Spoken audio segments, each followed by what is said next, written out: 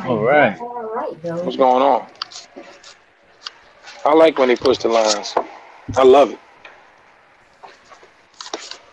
Nothing beautiful than a woman, and us, and I mean, there's nothing more beautiful on this earth than the black queen, man. For real, that's how I feel. What you got against our white queens? Nothing. You know, they can put cream in their coffee if they want to. I ain't knocking them.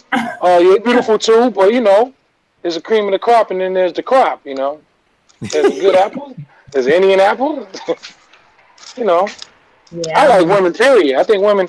I mean, that's why I like, man. How could another man want to, get, I don't get it. Like, man, this you got this beautiful specimen God put on the earth. Whoa. And we want to.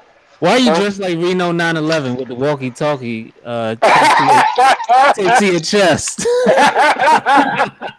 They're wearing a wire. The communication device said, put my sweatshirt over. I'll be wearing a wire in it. Chicago PD up in this bitch.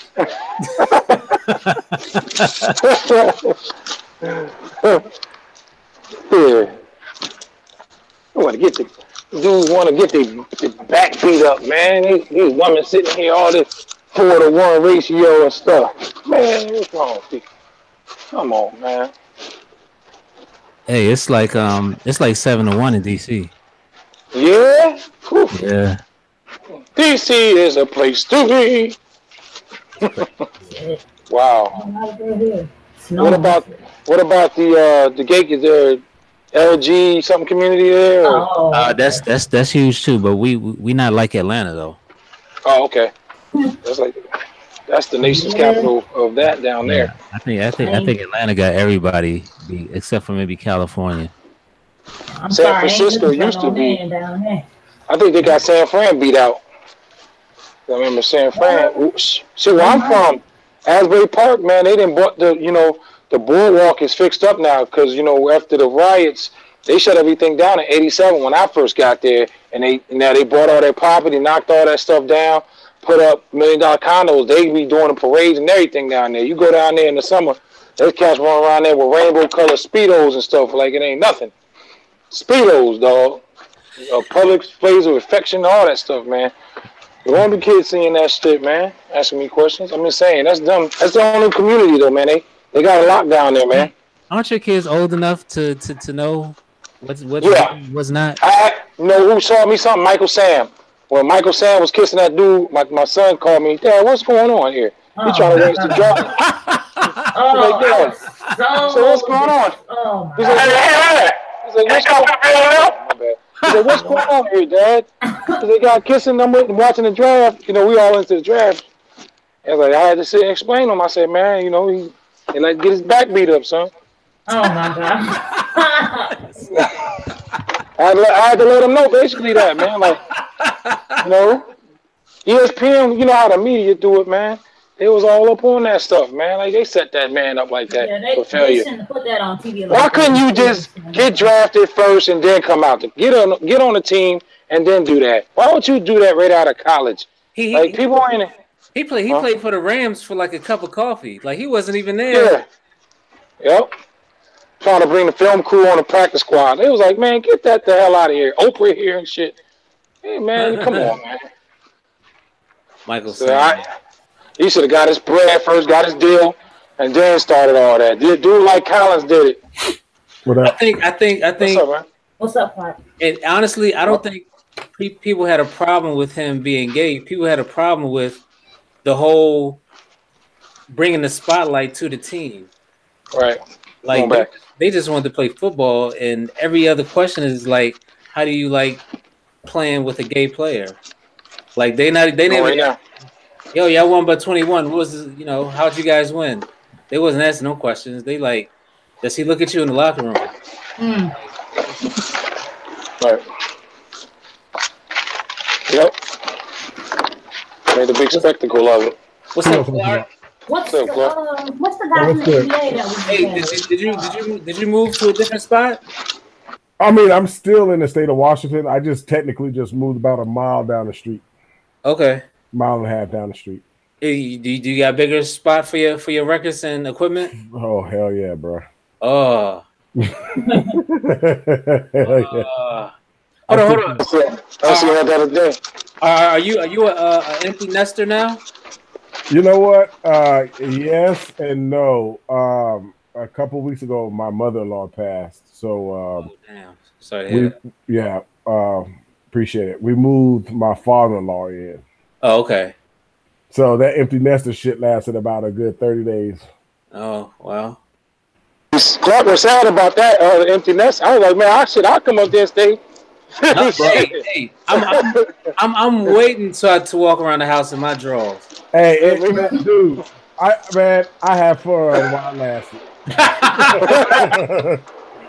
Nigga, I need to take something to the laundry room. I didn't have to put on a freaking bathrobe. Exactly. I was just, walking, stuff jangling and shit. That was nice. It didn't last long though, but it was nice. Damn. But it's all good, man. You gotta take care of family. Yeah. Yes, you do. Yes, you do. You know, my wife's little brother and sister live with us. So. Oh, right. Yeah. Yeah, but I got I love my spot now, man. Now I just gotta get my pictures back on the wall, and I'm ready to go. Word. So the equipment is hooked up and everything? Yeah. Only thing I didn't do, and I have the space kind of for it, but I don't have all my NPCs hooked up at one time. Listen to this nigga, all my NPCs. So, I got the 5,000 hooked up. And then the Renaissance is hooked up. So when I want to work on the 3 or the 2, I just pull the Renaissance from off my desk and just hook it up there. Okay. I'm trying to hook my studio up to the my keyboard, my Akai keyboard. I'm trying to figure out whether I need to do it by MIDI or if I can just power it through the USB. You talk about your MPC studio? Yeah. If I'm not mistaken, man, you probably have to use MIDI. Shit. Or your interface. Because what are you using? No, because it doesn't have a designated sound card like the Ren does. Yeah. That's why I love the Ren, man. Yeah, man. You know what? And all this stuff people having with this problems with the X and not the X, but more of the Live. Oh, what problems? I haven't heard with the new software. I don't know. Like last time we were on earlier this week, Notes was having an issue with his live. Yeah. And maybe it could have just been, just having to read the manual a little bit, but he was having an issue. If something happens to Hertz X, right? Hertz sends his X back, fuck all that, man. Yeah. So my interface is bugging too. I'm about to send that shit back before my warranty run out. No, but you have the Live though, right? Who? Yeah, I got the Live. Yeah. Clark, you have this. You have the what? I stopped at the Ren. Okay. All my stuff, What did you bring to Cali? I thought you brought the I brought my studio, the silver one. Okay. Yeah, I stopped at the Ren, man. That's the one I got that I never use anymore. You got the Ren? No, I got the studio. You never use it? I use it once in a while, man. That shit is powerful. That machine, man. Machine got me. Man, I can't do native instruments, man. I have machine, but I stopped at 1.9. Man, I seen them plates. Because I had the micro, and then from that point, I got the Ren. Because I was gonna get the machine studio, but I like the Ren better. I'm just an Akai guy. It's just me. It's my preference. It's all good. I'll be on the studio. I'll probably be on the studio tonight. Actually, I'm gonna try to do something. I'm looking at this micro now. Man, I seen an MK2 for $75 on Craigslist, man. Dude called me. Really? Hey, yeah, bro. it's clean too. Hey, bro, I can't do that hummus, man. I can't do it. Hummus. What the hell? Hummus is good. Where did that come from? Nah, man, I'm talking RTO. What's that RTO? What the hell? What's wrong with hummus? Hummus is good. What kind do y'all get? I get that. What is it? I like black bean hummus. That's good too. And the roasted what's the roasted roasted tomato? The pepper one. Yeah. Garlic. That's the one I got. Hummus is good. Get you some of them pita chips, and you can go to town. I told her I already put her up on game, bro. I ate a whole bag of pita chips. So as I understand it, hummus is made from chickpeas, right? Yes. Yes, chickpeas. Yeah. You can't really taste the chickpeas though. You can't really taste it. I might need to try the tomatoes. Yeah. I need to try the tomato one. Yeah. Hummus, falafel, all that shit's good. Whoa. I eat the falafel. Yeah, I do the falafel. She was like, "Ooh, no." Hey, so Kev Brown, I told you you might have to get used to that because you know. Yeah, that's what I was thinking. I said I'm gonna try it again. What'd you say, man? Did you see Kev Brown's post in regards to the new Renaissance? Well, not Renaissance. The new NPC software. Oh, he was asking the question. Yeah, he was asking about controlling the parameters of the new plugins on the standalone. Yeah, you can't do it in the standalone because you can do it in the software. No, the 2.3 has it so you can basically control certain MIDI of like whatever hardware that you got. So if you want to sample, say you had a Moog or whatever, you want to sample that, it'll trigger this MIDI and does it and it'll record and basically make like a key group for it or whatever, and then you can just straight up. Well, I think the problem he was having was he was trying to use a VST, but he couldn't change the pitch. Yeah, that's what he was saying. I guess he had to use it. I guess I always use key groups, but I guess for VSTs you didn't have to use key groups to change the pitch. It's a VST, so you shouldn't. I don't think. I mean, it's his own thing. I don't think you have to use the key groups, but you would just whatever that VST is. If there's a way to change the pitch, you have to do it in whatever VST that is. Yeah. Okay. He was trying to change the pitch. Okay. Because I saw where you can change everything else in it. I wasn't even paying attention to the pitch. That was in the software. I don't know about on the standalone though. I don't know, man. Anybody listen to I was going to ask if y'all got into this conversation yet. I haven't listened to shit yet. God damn it. Me either. Damn. I haven't listened to it either. I've been at work all day. I haven't listened to nothing. Yeah. Man. Well, goddamn Anderson .Paak is. I love that damn album. Off first listen, that shit is. The album's good as hell.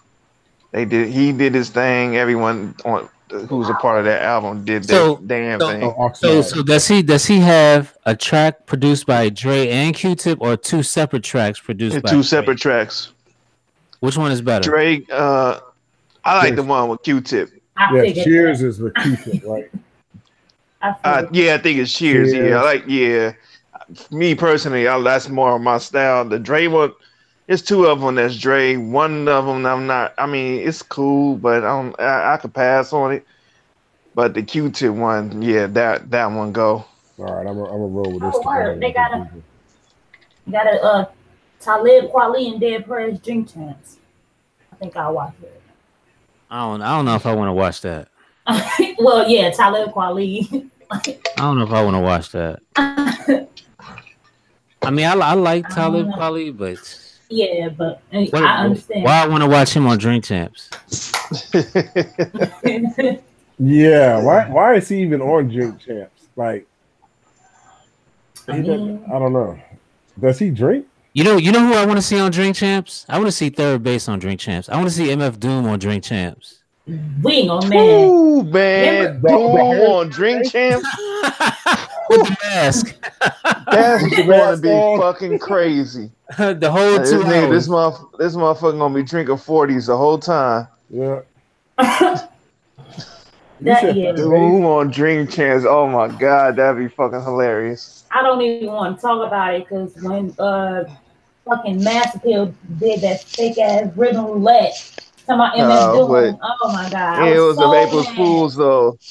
Yeah. Hey, RTO, can you call? I can't. When you do it, you don't have permissions to do it. Oh, how the hell do you had to go through his email? I don't know, bro. I never did the live aspect of the Hangouts before. I have to do regular Hangouts. It's never live for me. When everybody's dropping these damn Christmas records, man. PJ Morton Christmas album. Oh, yeah, so does Alloy Black has a Christmas album. Oh. PJ Morton has a Christmas album. Probably good. They gonna stay on the shelf. I'm not getting. Yeah, who the hell is that for Clark's joint? I don't know where to get that picture from. Somebody, grandma. Hey, you know that's a remember that fart prank? That's the grandma in the car. No, who the fuck is that? Oh, that's even the grandma from that fart prank.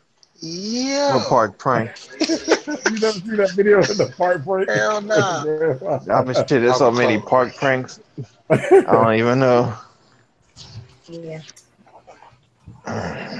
You know what? I wanted Ghostface to be on that Wu-Tang. Motherfucker. Denicia Jenkins. Denicia. Yo, what's up with all these everybody with these rocking these polo shirts? Like I've been seeing these the new joints like for the past 4 weeks. I know he went back and did the snow joint, but did he release some more vintage shirts? Shit, I have no idea. Yeah, I've been seeing people wear a lot of polo. I get my polo from TJ Maxx. I don't know, so I'm at a C. Ain't nothing wrong with that. Man, I wish I'd have saved my polo shit because they rocking the same shit I had back in the 90s, yo. Yeah. So I'm at a C. What did you do with it? Man, I don't, man. They shit, man, handed off, Goodwill. Yeah. I got a couple of polos still. I got a black and gray one, striped, and I got the big ass horse right there. That's gonna be wild. I'm gonna be pulling that out of the circulation and putting it in circulation in a minute. Yo, they gonna do it like that. I realize why polo is $80 and up. Them shits last forever. For real, why? They can blast through a nuclear fucking polo shirts. If you take care of them. Yep. Like if you don't fucking I always wash my shit on gentle, but and I don't dry it either. I always air dry my stuff. So. Yep. Because I just put a polo in a donation box and I bought back in 08. And it still looked like, it still looks good. So.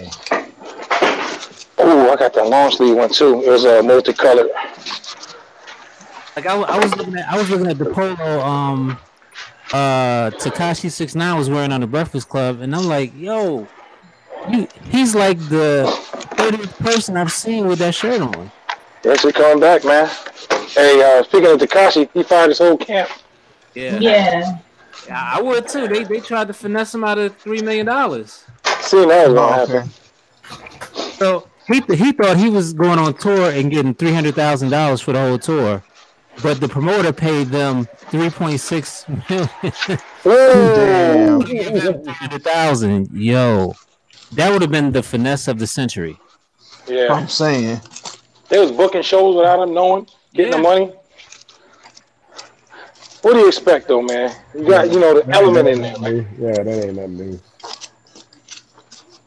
I bet you he didn't figure that out on his own, though. Somebody had to put his coattail to that one. Damn right. He ain't that bright.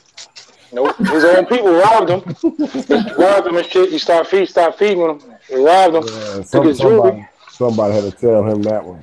Draw their crayons and shit. Right. Hey, yo, Tekashi, how much you getting paid for this? Like, yo, money be getting tooken. Oh, shit. RTO with this, our East Coast slang.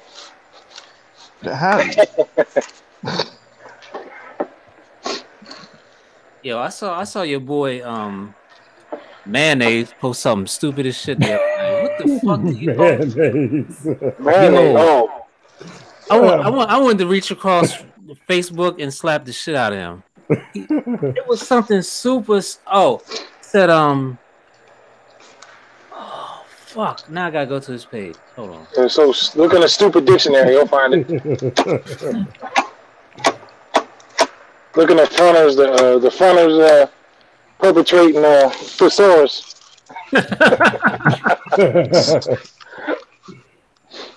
Oh, I gotta get this Master Ace Smart Polo. That's got me another sense too. I went and copped this other sense yesterday. It's so much music I have to listen to. Yeah. I chose your microbrew or some shit. Hey, y'all might look at me a certain way about this one though, but I went ahead and pre-ordered that the fantastic J. Yeah, nigga, I got the side eye right now. I pre-ordered it. Well, I got the physical copy. It comes in a box with a thumb drive. But like I told RTO, I ain't opening it because I think it was limited 100 or some shit like that. So I was just holding. Okay. It might be break glass in case of emergency type drums and shit.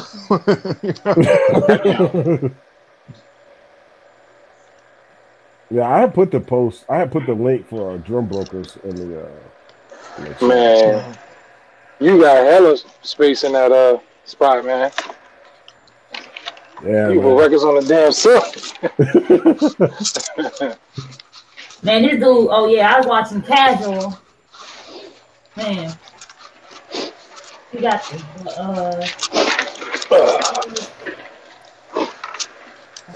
Huh? So I was watching. Yeah, he got the fucking, what you call the thing? Not the trailer. Fuck. I don't know. Just call it down. You talking about like the Winnebago or whatever? Huh? A Winnebago? Hold on. I'm gonna go to this page. He got the yeah, he got the trailer and everything hooked up, in the RV. Yeah. Yeah, that's it. That's nice. It's nice inside. Dang. Yeah, that dude be doing all kind of shit. Think of that shit. That dude does all kind of shit. Yeah, man. Casual, like from the. Yeah, from Hyro. For a Hyro, okay. What's he doing? He's remodeling trailers or something? No, he has a trailer. It's open inside, man. Wow. So he living in it? Because he produces, right? Yeah, he on machine and whatnot, so.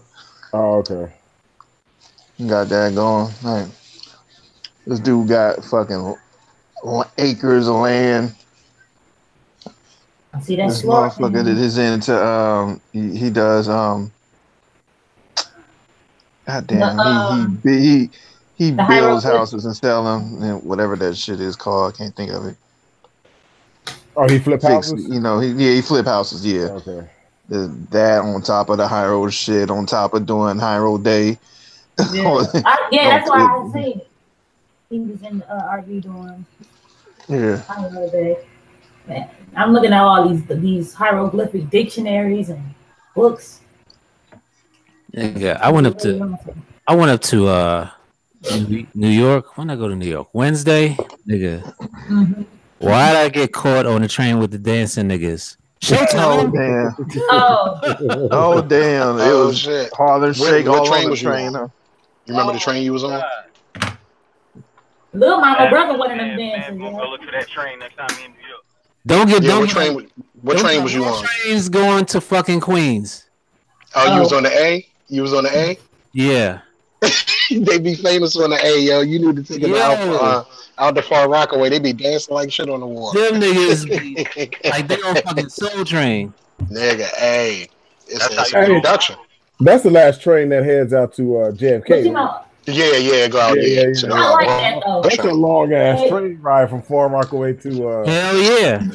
And they dance your ass. Them 20 minutes, they be dancing like a motherfucker. Hey, Gadget, I tell you the funniest shit though. I was on that motherfucker and I saw somebody fall one day dancing. Oh. We can barely like hear swung you around on that shit and miscalculated and hit the door. I was weak. But you know what? I will say this: New York City, even though they got that funky ass smell in the subway, the trains are kind of tight. Bruh. Yeah, tight. They are. Yeah. What does it smell like? Electrocuted rat? No, it smells like piss. That motherfucker smell like that motherfucker smell like skunk spit. Ass mixed together. Wait till the summertime. Hey, tell them, yo. Wait till the summer. Vents, you walk over the vents, that motherfucker smell like a death threat. Knock your ass out. Damn. Yeah, bro. Right? I was like, all H's. No, like Houston, they say Houston stink too, but yeah, that's kind of fucked up. Yeah, it smell like all H's, P's, and B's over there. I'm like, out of all the times to get on the fucking train, I got to get on with motherfucking Shabba-Doo. but Houston's like that because of the water, the brackish water and shit. Yeah. I mean, we got that same thing here. And it ain't all of Houston. Yeah, see, we got the same thing when here. It hit. It's a coma. Hey, Gadget, tell them about Blue Plains, Gadget. Blue Plains smells like monkey shit. No lie. They do. Monkey shit. They put a water treatment plant in the middle of the hood. Yo, that shit come up over that hill. Man, everybody on Galveston, man, is mutated, yo. That shit. All them streets back there, Southwest, Martin Luther King, all that. Man, all that air goes right there. They would have put all. Shit smell. They would have put all the water treatment and homeless shelters in Southeast. Like, come on, man. Spread the funk around. By design. Yeah, you know they ain't gonna have that shit up MacArthur Boulevard. Shit. Hey, it's the truth.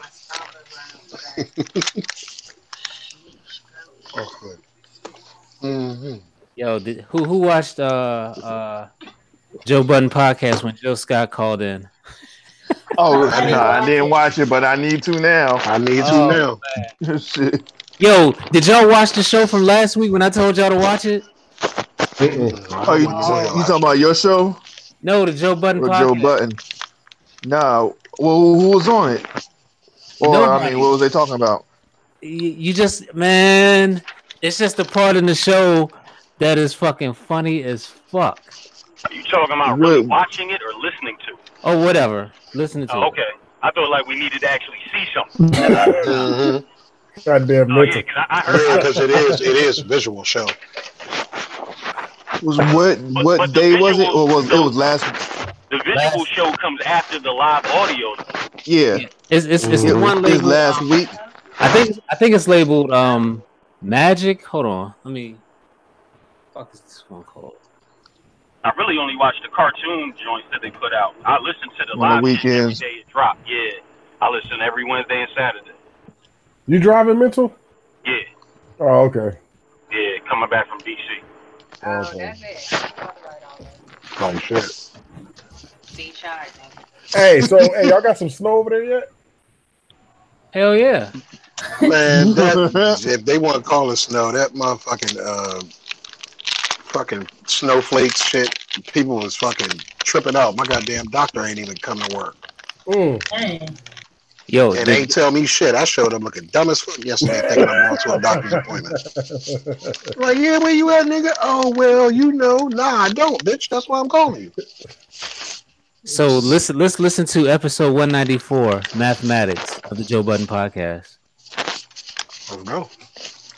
Also, the one before that, listen to 193. It's called Unleash the Flutes. Whoa. The flutes. They was talking about Jay-Z when he said Young Guru unleash the flutes. Wow. What was the song where that nigga said unleash the flutes? Oh no. No, that shit was hilarious, man. It was like Yo, I was dying in the car, man. Yeah, hell yeah, nigga. That Ooh, shit was they funny brought that fuck. bitch into overtime. I was I dying. forgot though. That beat was crazy ill. It was, and you know, it makes it funnier now. But I didn't even think about that shit. A nigga say unleash the flutes. It was just part of the song, but the nigga's about to get in your ass, and he said unleash the flutes. Oh wow. Unleash the flutes, guru. Oh man. Yeah, that shit. Yeah, them. Oh my god, them niggas be having me rolling, man. Yo, episode 194 got to be the funniest episode. Yeah, that joint was good. God. When the nigga Joe was talking about getting a massage from another dude. From another dude. That nigga said, I think it moved. Yo, that nigga Roy said, Did you leave your Timbs on? Yeah, man. That nigga said, the girl might not have enough force to get all my stress out. He needed a man. Yeah, nigga Joe Wild, man. That nigga Joe Wild as shit. Oh shit, I was laughing like shit, man. I know the car next to me was like, fuck is he laughing at? We in fucking traffic. Right? Yo, oh man. Okay. Let me grab my composure. All right, man. What's the verdict? About. Don't ask about Anderson .Paak. We already know it's tight. That shit, yeah. Yo. That shit. So bad had it coming to Jesus moment though. Yo, because it's the truth, man. That shit happened. Yo, that shit is problematic, yo. Yeah. That Tim White's a fool, man. Yeah, I'm gonna unfollow dude.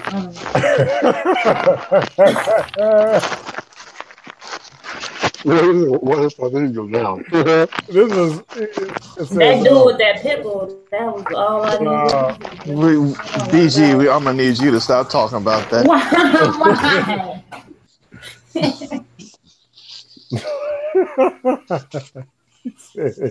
When it's 30 degrees, but niggas is still musty. Oh yeah, hell yeah.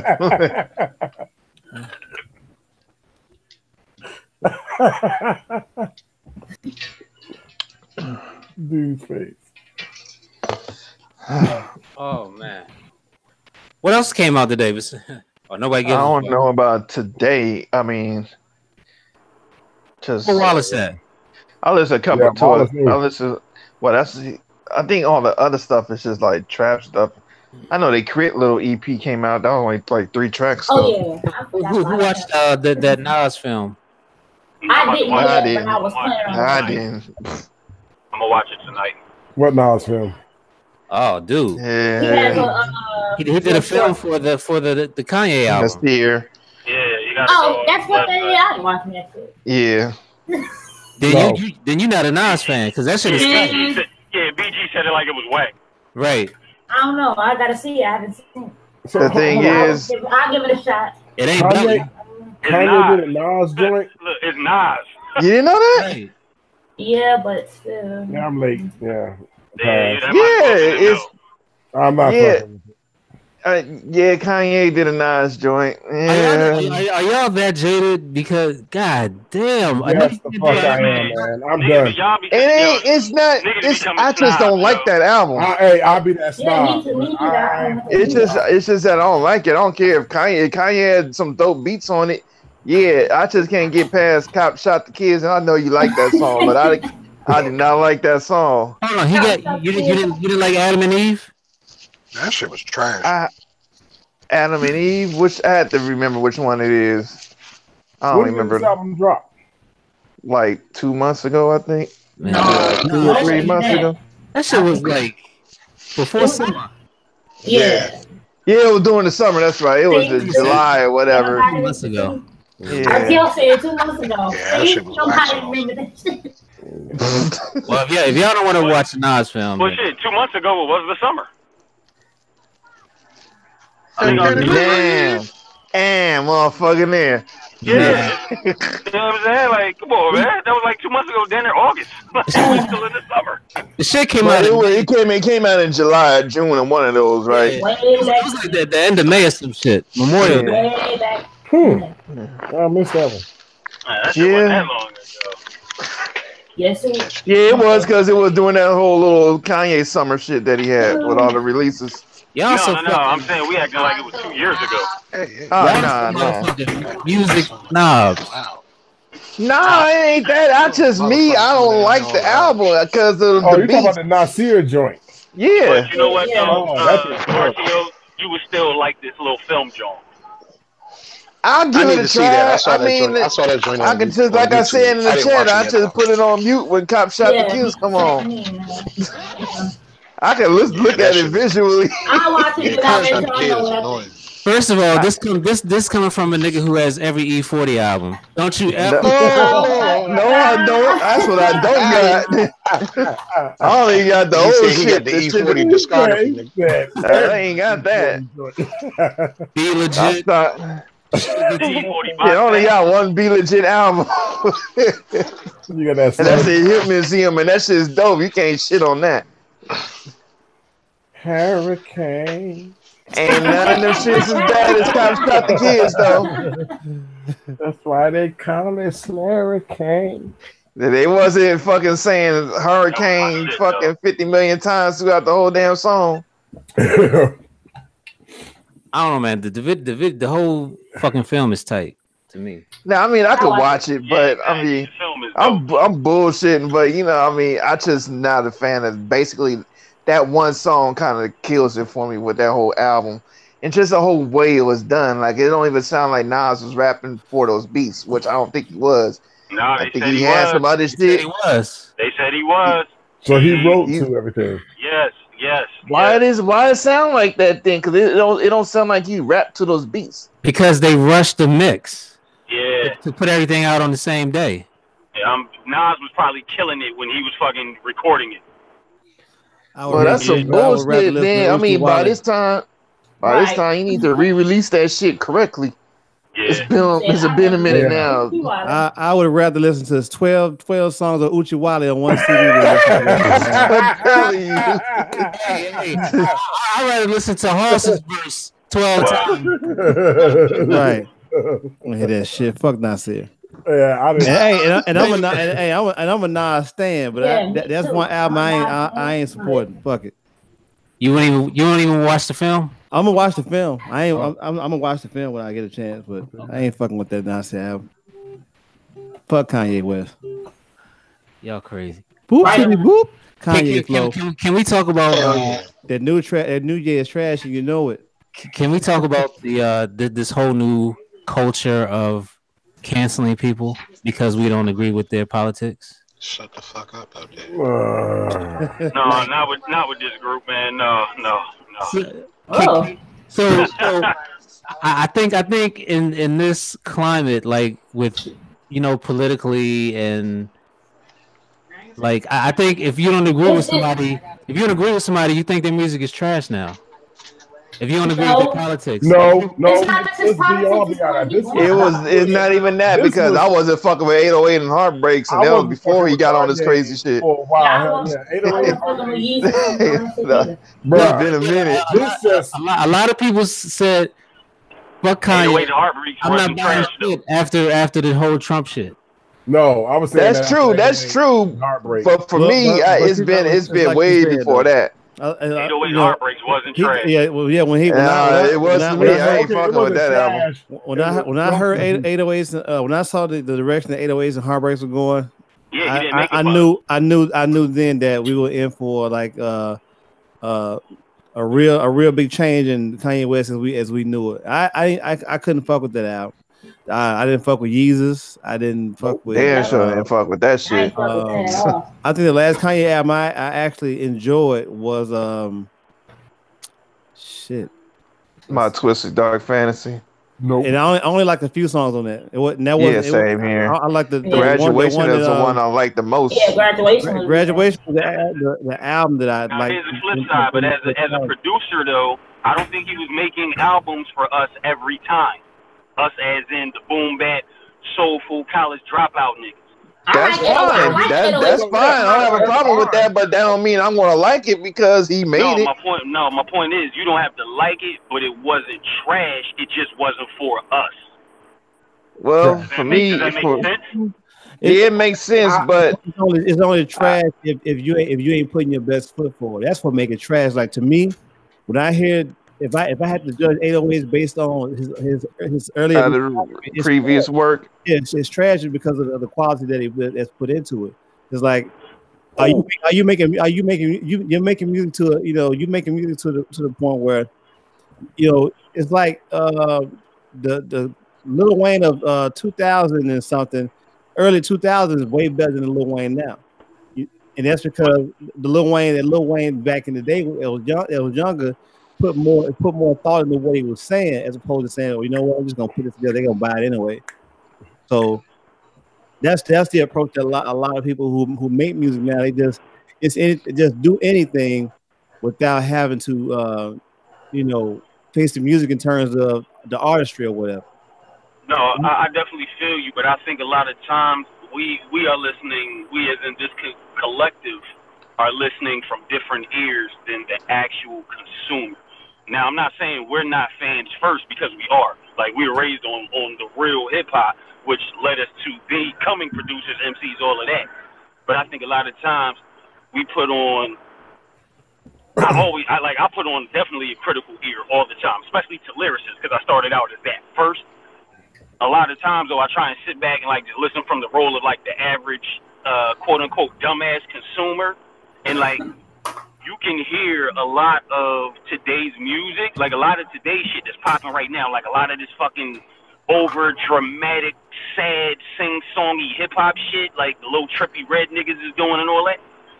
You hear a lot of that in that fucking the 808 on Heartbreak. You know what I'm saying? That's like the blueprint for this shit right now. Like he kind of birthed what you're hearing now. However, like you said, Mental, personally, I try to listen to it as a listener, and it has, because I have a short attention span, so it only has so many seconds, so many minutes to catch my attention. If it doesn't, I'm moving it right the fuck along. And then now, once I like the album, because everybody says, "Yo, Clark, boom bap this," no, because I like Freddie Gibbs. I be driving down the street rocking the shit out of Freddie Gibbs. But he caught my attention immediately. You know what I'm saying? So, so if I call it trash, it like you said, it wasn't for my ears, and I shouldn't call it trash. But it wasn't made for me. No, like I used to be the same way, and so I guess I'm saying all this because my thinking too. I always be on like, yo, that shit trash. But then, like just thinking about it, I'm like, you know what? That shit probably actually is dope to somebody else. That shit just ain't for me. You know what I'm saying? Like, he wasn't trying to get my dollar. He was trying to get that motherfucker over there who's dancing way too hard to this shit. You know what I'm saying? But you know what? It's funny, though. They're not the ones that's spending the money on the shit, though. We are. You know what I'm saying? They're streaming that shit off of whatever outlet they have. And most of them, if they're not doing Spotify or Apple, music because their parents or whatever is hooking them up, they're playing the bootleg shit off of, like, YouTube or some shit like that. So we, in this collective, we're the consumers. We're the ones that go buy the hard copies of shit still. We're the ones that are buying the album full out on these media apparatuses. But who are you talking about? Like, because streaming is almost neck and neck with physical. Yeah, well, are you? Yeah, but you subscribe to it. You know what I'm saying? Like, my daughter subscribes. Well, I'm subscribed to it because I pay for it, but she subscribed to whatever music joint she uses at this time. But I mean, there's other avenues of getting that music. So, like he said, that guy, Kanye May or whoever may be making that song for that dude or that female that's dancing real hard to it. My question is, did they purchase it? You know what I'm saying? Is that the wallet? But here's the thing. Money. Streaming is monetized where they don't have to do physical. Okay, I understand that. I mean, if you're getting CDs pressed, you're taking money out of your budget. But if you're not paying for the subscription and you just, getting the music and you playing it however freaking way you playing it, they're not making any money from that. First of all, you still get money for free for people. You still get money from the people who stream for free. Yeah, for free, yeah. Yeah, don't okay. It's just how many plays you get. Yeah. Because regardless, is going to be an advertisement for it, so they're going to get paid from that alone. Pay for it, okay. Yeah. But back to the physical, I still buy it. I like to still buy it. Man, and tell your boy. I pick and choose with physical. You know what I'm saying? Like I used to be the motherfucker that ran out all the time, but now thank God because of the streaming shit, I don't. Because you know how many times I done I spent way too much money on Cannabis albums because he was the illest nigga rhyming. All his albums suck, but I bought them every time. Yeah. You know what I mean? Like with the streaming shit, I would have loved to not have left my crib, hopped on the bus, hit the record store. You know what I'm saying? Like I could have just fucking went to the goddamn iTunes store, seen that it was trash, and then deleted it off my joint. Yeah. But now I still got 3 Cannabis albums on wax. I'll never listen to. What the hell? God damn, somebody's falling downstairs. Yeah, word. Somebody in the project stairway? Nigga dropped his beetle from the 4th floor. That nigga in the Queensbridge projects and shit walking to see they chick. Damn. But yeah, well, for me, man, I don't have a problem calling shit trash because I'm either regardless, I don't like it. It's going to be subjective. I mean, I can say the same thing for Little B shit. We always say Little B shit trash, but there's gonna be someone who's gonna say that shit's not trash, it's dope. There's certain things that are just trash though. Are we still playing R. Kelly songs, or is he canceled too? No, I hadn't bought R. Kelly album in a very long time. Has anybody seen them latest R. Kelly clips of this last stage shit? That shit is crazy. Yeah, I've seen that shit is crazy. But you know what? To me, R. Kelly just ain't made anything worth listening to. Now, this is my opinion. So, the dude he's an artist, but like I hadn't bought a fucking R. Kelly album since I can't remember it. But musically, he's great. But with R. Kelly, can you separate the man from what he did? The controversy. In a lot of times, no, because when people buy into you, they buy into the ideal. So it's sometimes it's kind of hard for them to separate the two. Like, as great as an artist as he is, his everything that he's done personally, that kind of overshadows what he's done artistically. Exactly. All right, so let me ask you a question. When you found out James Brown knocked out Tammy Terrell's teeth, how'd you do? You still? It made me look at him. It made me look at him differently, but. I mean, shit. I mean, you let the big playback come on. I'm probably gonna turn it up to 12. That nigga said to 12. But that's different. That's that ain't different because it's different. It's different because that's not like for me. That's not like something. Nah, and I know, and I hold James Brown like he's like in the upper pantheon of the greats. It's not like I found out Michael Jackson was it's even Michael Jackson, Prince, either one of them. They haven't done something so heinous to me that I'm not gonna listen to what they do. Knocking out a woman's teeth, really? Hey man, listen. Tammy Terrell. Hey. So all right, now here goes the caveat. Come on, man. Back out. No, look. All right, let me take it over then. So what I'm gonna say is, you gotta go off the nigga character too. I think I heard somebody mention Cool G Rap. Yeah. Cool G Rap look like he knock out a nigga, a bitch, like whatever. So if Cool G Rap knock a chick's teeth out, we gonna be like, yo, that's just G Rap. Like, you know what I mean? That nigga gangster. But why is that acceptable though? I'm not saying it is.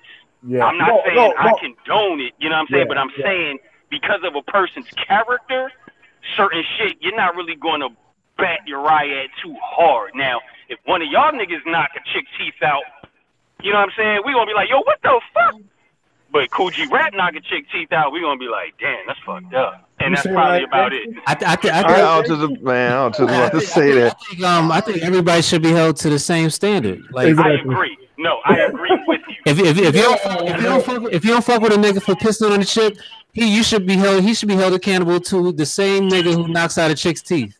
I agree, but that's just how motherfuckers are. Yeah. You know what I'm saying? Like, no, I definitely agree with you. And you know what? Just like with this Kanye shit, right? Like, you have to understand, like, you know, with this Kanye situation, you know, it's like he was one person that and like, you know, at the end of the day, people have to understand too that he's an artist first, you know, artist first, but the Oh shit, my bad. I muted the wrong nigga. My bad. Unmute yourself, Digger Hurts. My bad. Who's trying to mute, Gadget? You know, it's like that. It's like that. You ask me a question. Then you want, okay, I got you, Gadget. No, man. Oh no, I'm done talking now, man. Damn. I wasn't coming to DC to next year, but I might have to make a special trip now on my off week. No, go finish your point, bro. I forgot now, man. Shit, like. But you know, for that guy to be on a certain wavelength, you know, coming into the game, and like I said, people have bought into the ideal that he stands for this, he stands for that because of his background and what he came up on. So for him to do like a 180 and totally abandon everything that he stood for platform wise, that's kind of hard for people to swallow, Paul. You know, because people have bought into this ideal. And it's like, but what's crazy about it is most of the younger cats, especially around here that I know, who are huge Uber Kanye fans, they've been able to separate the two because of their fandom. So they're like, well, you know, he did that, man, but he's still dope, man. But you know, I just I'm like, man, hey, matter of fact, the other day I was listening, my phone was on random. I was playing my iTunes playlist, and what came on? Real People by Common came on, and I fast forwarded.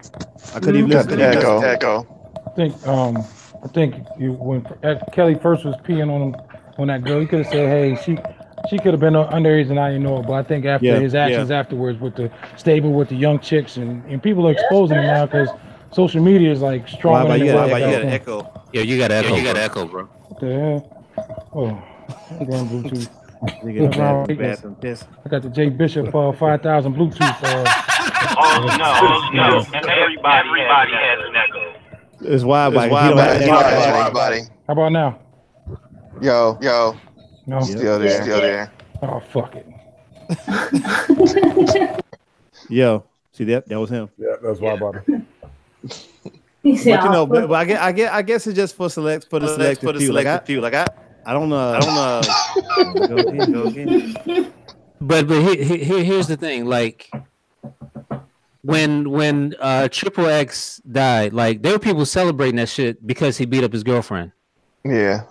Like it's like when people don't like your music, it's easy for them to cancel your ass. Like for punching a girl, the result is death. Really?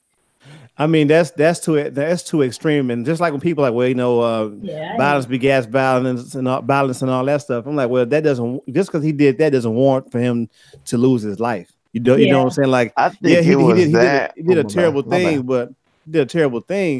but that as the equalizer to all that, like, nah, nobody deserves. I mean, yeah, people do messed up stuff all the time, but like to say, well, you know, he deserved to be dead and all that good shit, that's just ignorant. How about now? You good? Yo. No? Yeah, you good. No, you good. I was saying, yo. Oh, okay. Yeah, I'm with him. And no one. And my thing is, it's never too late to redeem yourself unless you mess with little kids and shit. I agree. But R. Kelly though, he's still bugging. He's still messing with little kids. But yeah, anyway. Right. But I don't know. I think this thing with Kanye has left people at a strange position. Older people that I know they like, you know, fuck Kanye, but like it's like the people who are truly influenced by him, you know, it's hard for them to kind of make that distinction because they still go back to the artistry. They're not talking about they're not even worried about the whole where he stand on issues. I think it's a double standard because some people they can do the worst shit in the world and they always can bounce back. I just think as when it's convenient for someone to use someone's character and shit, but some things you can't avoid. You know, it's just Kanye, he's all over the place. I don't know where the man's standing right now. Huh? I didn't know that James Brown knocked out Tam. I know he probably backhanded a few like on the movie where Chadwick Boseman he backhands. I don't know why he backhands Jill like that, man. Yeah, James Brown was whooping up on him. Nah, Yona, I love Common. I still listen to Common, but that when that song came on, I just fast forwarded, man. Like I ain't listen to that shit. And even people that know Kanye, the Qualies and Commons, people who done broke bread with this dude, they're like, man, listen, it's hard for them to make the distinction because they're brothers in a sense. They're his friends though, yeah. Right? And so they like, man, look, that's my brother, man. We all disagree sometimes, but like, man, it's disagreement. Then it's bullshit. Like. You might say, man, I don't like a cow. That don't hurt my feelings and shit. But for you to come out and be like on some other shit, like man, like I can disagree with you about this thing, but like when you totally just go off the deep end, take a 180, it's got me scratching my head, like like what's really going on with this dude?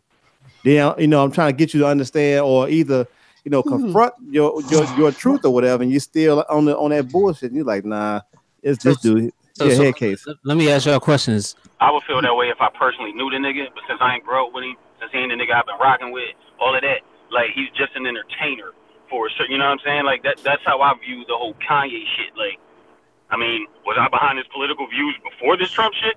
Who knows?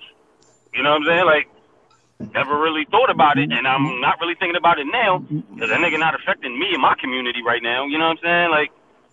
But that's just like when people, I'm glad you said that. It's kind of like when people we talk about football, right? And you got some people who still don't watch football right now. Then you got people that'll say, well, you know what, I mean, shit, it's not affecting me. So, I'm a this fan, I'm a that fan, so I'm always gonna watch football. So there's that dynamic. You got people who are, got the mindset of, well, if we don't stand for something, we'll fall for anything. Then you got your population that's like, well, you know what, man, this really ain't affecting me because these dudes gonna still go out here and play football. They're gonna still do this, still do that. So I'm gonna watch it. So it's whatever with people. So that takes us back to this situation. Let me ask y'all a question. I slightly disagree with that, but all right. Do y'all not have Republicans in your family? Yeah, no. I definitely. You know what I'm saying? Everybody entitled to their own opinion and shit. Like that's where I come from with it. You know what I'm saying? I'm not cutting them off from my family. I'm gonna cut you off for some other shit though. Well, hold on, wait a minute. Gat, you asked any Republicans in my family? Yeah, any of us. But you know what? To be real, I probably don't. But I do. Who to say that just because you vote Democrat, the people that's Democrat who's running things in this country are in favor of what you're doing. Mm-hmm. So to me it ain't no one party, quote unquote. This ain't a one party thing. Yeah, it's not that one's better than the other or vice versa. But for us, especially as Black people, to believe that just because we side with a certain side that we're in better shape than we have traditionally been, that's a total falsehood.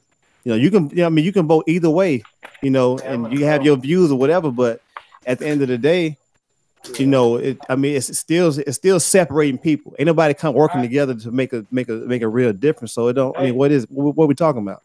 I hate when people label people Democrat, Republican. There's a couple. I don't like a far left liberal, and I don't like a far right conservative. So I'm kind of in the middle there. A lot of ideals that the Republicans I'm on board with. A lot of shit that the Democrats do. I'm like, what are you doing? So I'm like right in the middle there, man. I've never voted Republican though. So I voted independent before. I voted Republican for the first time this past election. Oh shit! I gotta go. No, I voted for the governor of Maryland. All right. What did you like about him? Why did you vote for him? I liked that he lowered my my personal property, my property tax. Oh shit! I like that everybody in Maryland can now go to any Maryland community college for free. Oh, that's a good one. So let me ask you this, Gadget: if you were 18 and you could vote, would you have voted on those situations, or you would have just voted because you know, we all know Republicans are, you know, always associated with white. Democrats are associated with blacks. That's what you hear when you're younger. Yeah, I was brainwashed when I was 18. I thought black people were supposed to vote Democratic. Right.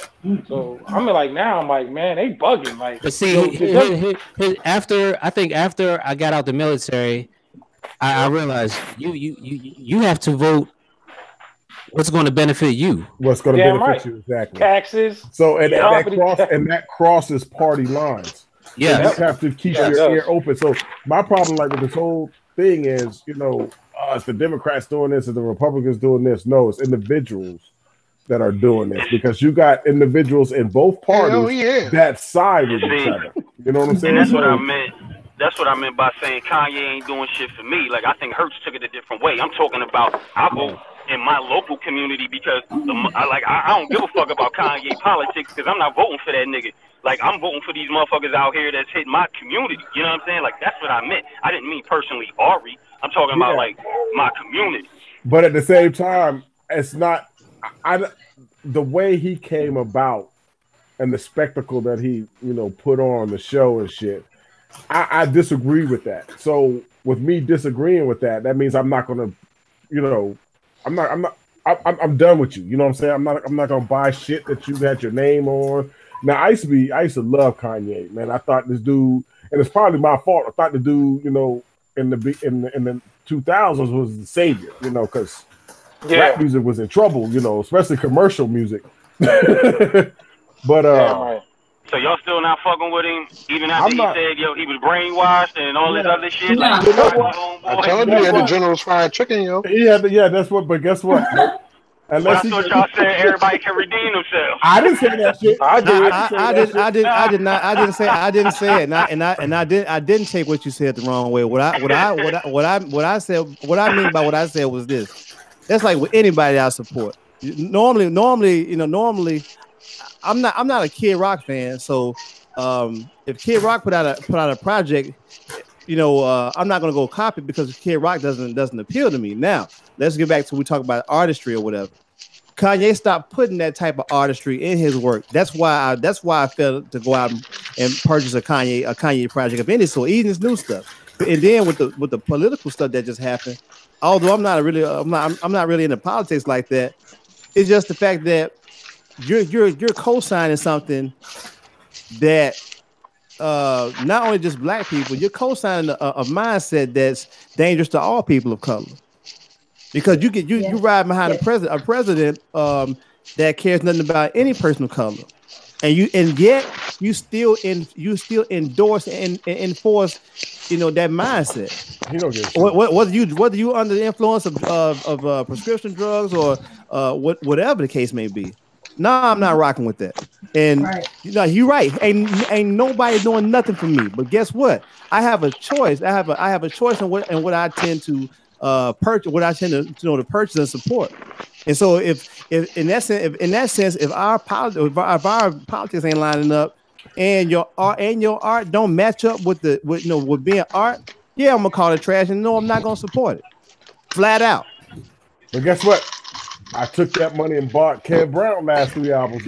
Right. There you go. There you go. Hard copy too. But it's time for us to stop playing the apologists for these dudes that are doing this whack ass shit and then want to say, well, don't throw the baby out with the bathwater. Like, come on, like seriously? I mean, like, come on. Damn. Bye, baby. Right. I mean, like, don't be the apologist. Like, well, fuck all that. We know what the dude was standing for before then. Then when he does a 180, we like, well, we might not agree with him, but he is our brother. Man, fuck all that.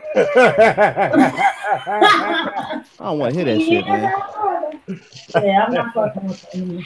Nah, because you know what? The thing is with Kanye, when Kanye got bread like that and he got the notoriety, he turns his back on. I want to say that he turns his back on anything. Let me rephrase that. He chose to look at his situation differently because he has money and he has the influence and he has notoriety.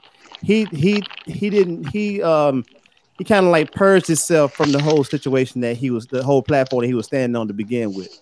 Because when some cats when they got that notoriety and that money, they don't look at themselves like they used to look at themselves, and that's fine.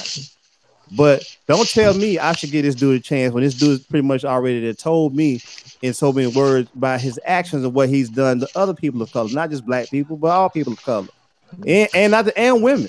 So you know what I'm saying? I'm not gonna say like I'm perfect. Like no, none of us perfect. But in the end, shit, I am. What? Yeah, I know.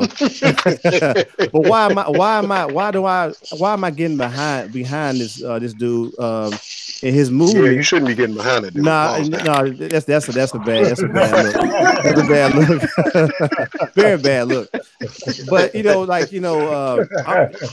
art wise, it's like I was watching the Busta Rhymes joint, man. I've watched it a million times. And like, welcome to the cipher. But no, but in the OT Genesis guy, right? I'm not an OT Genesis fan, but I told Matt this today. I said, man, the more I listen to that song, the more I like OT Genesis verse. I said, and I let my wife watch the video, right? So she played for me a OT Genesis song. Like, nah, I ain't fucking with that, but I like the shit he did on the Buster shit. See what I'm saying? So like, I'm not a fan of the art that my wife played for me, but the stuff he did that I like, I'm like, okay, I'm dealing with that. It's some stuff Gucci Mane got that I love. It's some shit that I don't fuck with because it's just not my cup of tea. Gucci got some bangers, man.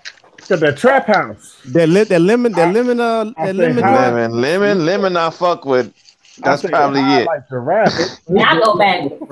Ryan Lowe has a joint with him, man. A remix that he did. Matter of fact, it might be the lemon joint, but man, Project Pat is probably one of my favorite rappers from Memphis. Yes. Project Pat don't always. He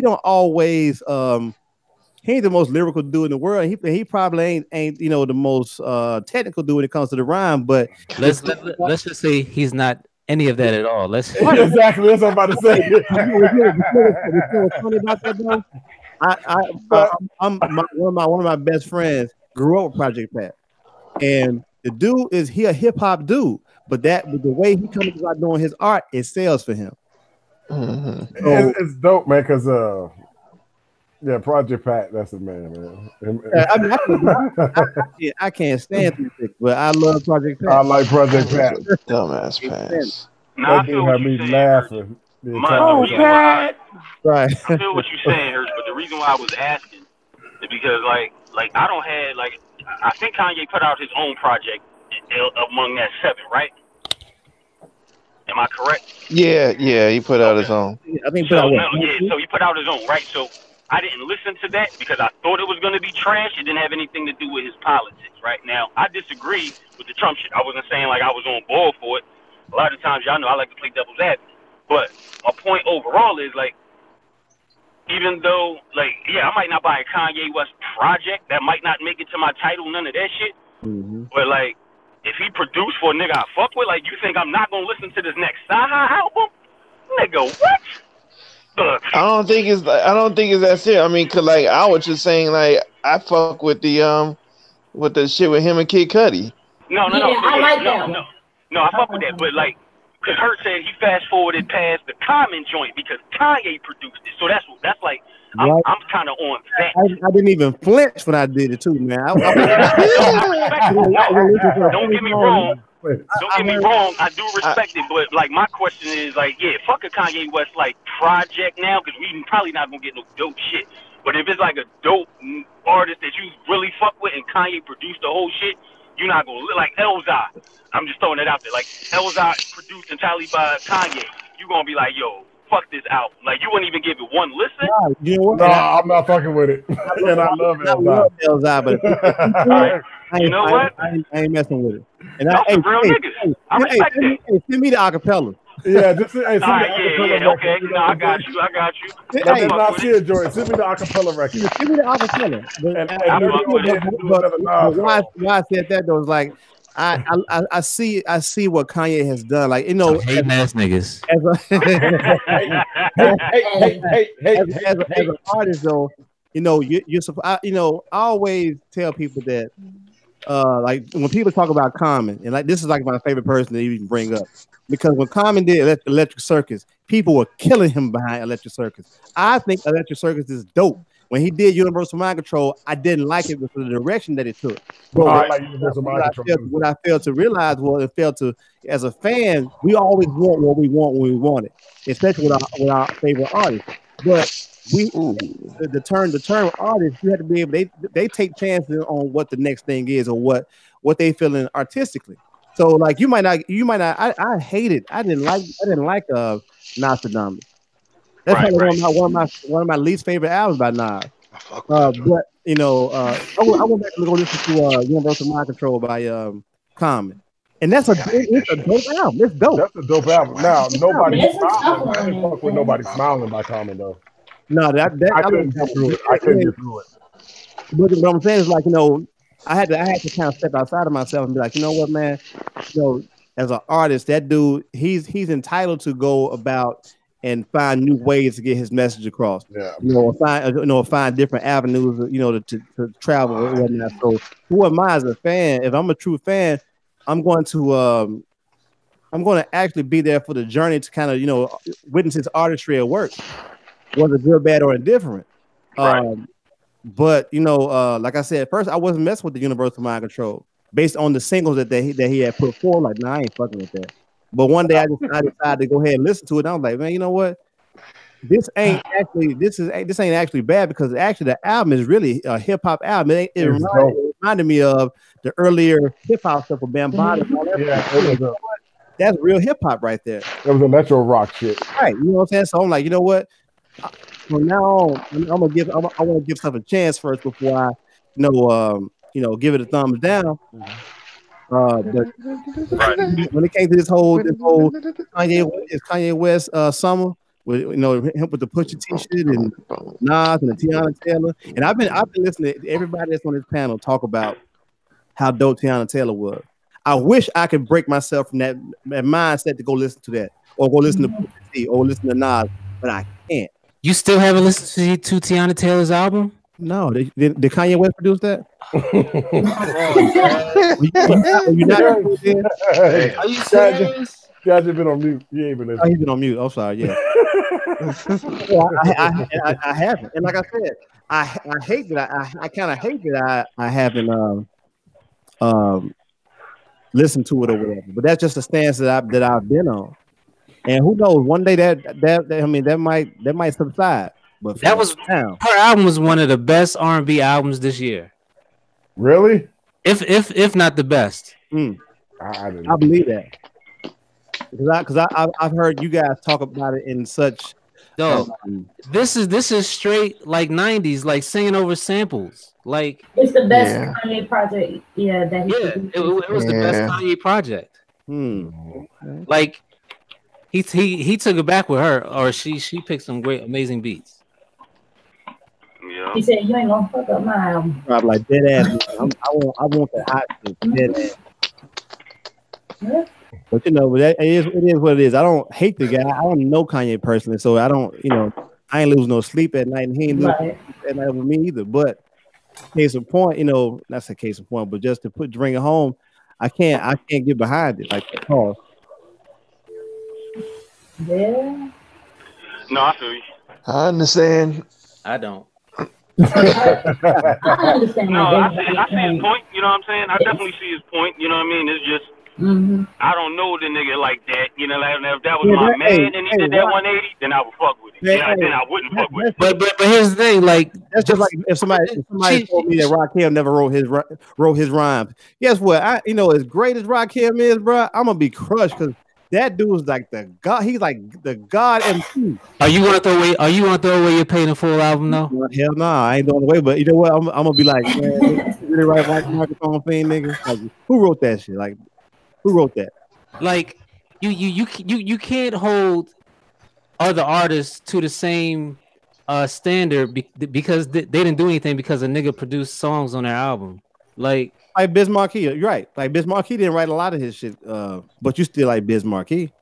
But Biz Markie ain't never been touted as one of the greatest MCs ever. So, but I'm going back to I'm going back to the Tiana Taylor thing because you didn't listen to her album because of Kanye.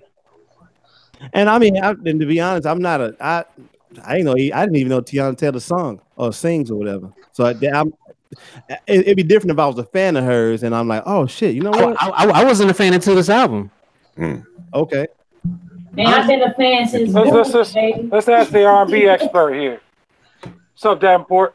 Yo, what up? I knew I heard him. Yeah. Did you listen to Tiana Taylor's album? Yeah, I listened to her. What you think? I rock with it. It's all right to me. It ain't bad. It ain't bad to me. Well, I don't dispute that. Yeah. I don't dispute it at all. It's just that Kanye had his hand in it. That's why you can't do it, because Kanye had his hand in it. He had his hand in it. Wow. Oh, Paul. Hey. That's Jay Bishop. The hate runs deep. What's up, brother Jay? That would be a 4-way. What? Jay Bishop. Whoa. Hold on, what? That'd be what they say. Shit, that nigga said it'd be a 4-way. Hold that. Hey, I'm glad we got the resident hater on here. No. Hey, Jay Bishop. Wait, who's the resident hater? I'm about to say Jay Bishop here. Jay Bishop. What? Oh shit! I'm out. Why? Hold on, because I don't even know why I come on this show no more. Because that nigga Jay Bishop bad for no reason, bro. Hey, let me ask you a question. Every time I come on this motherfucker. Should an artist be canceled because they have a song produced by Kanye? Should you not fuck with that artist? I firmly believe that you should be able to separate the art from the person. I agree. And Tiana Taylor has nothing to do with Kanye's fuckery. Mm-hmm. And honestly, that being said, I do struggle with Kanye. Mm-hmm. Yeah. Like, I went back and listened to the College Dropout, and it kind of just made me. It actually made me sad. I know it pissed you off, Yeah. though. It make you mad. Like, what happened to Where'd he go? General's fried chicken, yo. I'm gonna keep saying that shit. He had that fried chicken from Undercover Brother, yo. That Anaconda malt liquor. Yep. And I will also say, Gives you woo. I will give a slight bias to black people more than white people. But that's just me. Like, I'm more willing to let like Kanye slide, or I'm more willing to let. I'll give more credence to R. Kelly than I will to Woody Allen. I can dig that. Even though they pretty much did the same, even though they pretty much doing the same crime. Mm-hmm. What about say fuck Woody Allen than I am quicker to say fuck R. Kelly, but still fuck R. Kelly. What about the sheriff building? Where you from? Minnesota, Wisconsin? What's up, boys? He ain't no artist, man. Come on, we talking about artists. That nigga. My bad. This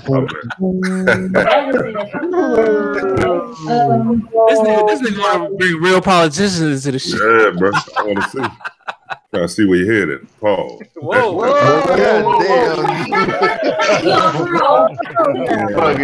I didn't think Davenport be doing that shit on purpose. I don't hit it. Hey, you ain't got to come out, bro. Pause that too. I got something I want. I'm out, man. I'm going on mute. Peace. All right, Dad. Damn, bro. What did you say, JB? I got something I want to discuss right quick. Fuck Kanye. I got something else I want to discuss. Can you turn your fucking volume up? Right. It sound like he on the transistor radio. Shit. That nigga on the C train. Hey, bitch, right? He got the Pelham 1, 2, 3 set up over there. You got the corn can from the string. I'm on my BJ and the Bear CD radio, nigga. He got a can of Great Value with a hole in the bottom. So, Great Value, no E. So can an artist sell out and come back? Yes. Yeah. I'm saying, I say this because of like the Black Eyed Peas new album. It's supposed to be all hip hop and it got Nas on it and shit and all this shit. But we all know the Black Eyed Peas is a bunch of sellout ass niggas. Nah, yeah. Are they though? Yeah, they kind of. If the latest joint is good, I'll rock with it, bro. Honestly, if it's good, and I don't have not one Black Eyed Peas album. I only had joints and jams. But I mean, the only joint that I can remember. The only joint that I remember being hella hip hop is the joints and the jams. Joints and jams, yeah. Turn that shit up. But everything else has been pop though. No, it hasn't. That's what we said, Jay Bishop. When they added Fergie on. When they added Fergie is when it went pop. Went that pop. Shit turned the palatable. But you know real quick. Once she got everything out of the situation that she's gonna get out, she bounced. So is that a slide on Black Eyed Peas or is that a slide on Fergie? It gotta be a slide. Or is it both? Well, she left. I didn't even know. Yeah, she been gone. She been gone, but here's the thing: like a lot of people, once they got everything they're gonna get out of hip hop, it was like they gone. So like now he's like, we ain't got her no more, so let's go back to hip hop. I see where you going. Let's start with Single Banner shit. I bet you want to come in. They're not viable as Black Eyed Peas without her. No regular, yeah. So let's go back to what we know. You know, they fuck with us there. Let's just come back. I feel you on that, Hurts. Yeah, I mean that's what it is. I mean that's and like you said, you can redeem yourself, but like this project better be solid as a rock, nigga. Yeah, I'm like that shit's gotta be dope. As a rock. Did you already discuss Oxnard? I mean, I listened to the single and it wasn't that hot to me. Did you already talk about Oxnard? Yeah. I'm just disappointed that my joint wasn't on the project. I like Malibu better, bro. Really? It's dope. Don't get me wrong. Really? Yes. Malibu is dope though. It's two different types. Malibu, man. Yeah. It is different types of albums. Yes, sir. I'm gonna have to listen to it some more, but hey, man, he pushed the envelope. This nigga was rhyming in 3/4. Yeah. Like, he did some dope shit on there. Don't get me wrong. That shit. Like the musician in me fuck with that album. Like, I feel you. Because they ain't but compromise the musicality for the sake of art. Yeah. That shit is crazy. I think Malibu is better though, honestly. Look, any preference is everything. Who made the first song on the record about getting head in your car, he's a winner in my book. I feel like it's damn true, yeah. But I do know each album has gotten progressively better. I can say that. Like I agree. Like this shit, it's like, what's the next album gonna be? Because this shit, I mean, sonically, this shit crushed Malibu. Yeah, he's like a that I agree with. Sonically, this shit was fucking amazing, crazy. Hey, Hurts, your vocals coming in a muffle, man. How about now? Dre was on the other one too, though. But I think Dre spent a lot more time on this one. Yeah, you can hear it. You can definitely hear it. But still, Malibu was dope. But you know the nigga beat up his girlfriend last year. Who? Dre? Anderson .Paak. Anderson .Paak. Did he? Did? He probably deserved this shit. But no. Fuck, I can't listen to the album no more. This nigga. Yo, Hurts wrong. He said you got bob and weave while you in there. You wrong as shit. Oh god damn. Bob and use your weave, girl. Oh my god. I'm just playing. I'm trolling Gadget, man. I'm fucking with y'all. I just want to. Oh, it's not there yet. Oh no. But nah, man. But Gadget making me rethink my position now, man. Gotta go to iTunes right now, man. It's kind of listening to Tiana Taylor, man. I guess. Yeah, I didn't know about that. Look, you. She's a victim in all this because she definitely is. It's not her fault. It's not, man. She's just on the label. Hey, just so happen to be on the label. Hold on. Did you listen to Push's album? You didn't? Yeah. Oh, Hurts ain't heard none of them. Yeah. The Nas. I don't know. You don't think you heard the Nas either? It's so conflicting, bro. Because I am like I'm not a stan. But I ain't listening to Nasir. You ain't missing nothing. Thank you. Yeah, Jay. Gut punching niggas. In fairness, though, I'm going to actually watch the documentary or whatever, and I guess I'll hear some of the joints then. But in terms of like supporting it, in terms of like streaming it or whatnot, or purchasing it, nah. Bro, I'll tell you, I watched the fucking listening party shit. I listened to the damn. Oh man, I both, and I was like, oh no, yeah, nah. Corey Blade. You know what? At this juncture in time, I would rather hear a bunch of Chris B shit. You could take Nasir and that Pusha album and just throw them shits in the trash. Damn. I ain't saying that about the Pusha T album. Shit, I am. Just go listen to Supreme Blind Tale. You'd be much better. Hold on. Are you talking about Pusha's album was trash? Yeah. I'm not saying that. It gets a play for me. I can listen to it, but I'm not going to continuously listen to it. But it ain't trash for me. Like I can listen to the shit at least. Well, you got to think of what the level of certain people's trash is. Right. Indeed. Not to say you got to lower trash standards, but or higher trash standards. You know what I'm saying? No. So my dumpster juice standards is not cold as hot. Will I ever go back and listen to this again? Right. Will I not go back and listen to Nasir again? I will not go back and listen to Pusha again. Yeah. Same here. And I agree. Haven't. Yeah, and I haven't. Same. See, for me, that don't really consider it trash for me.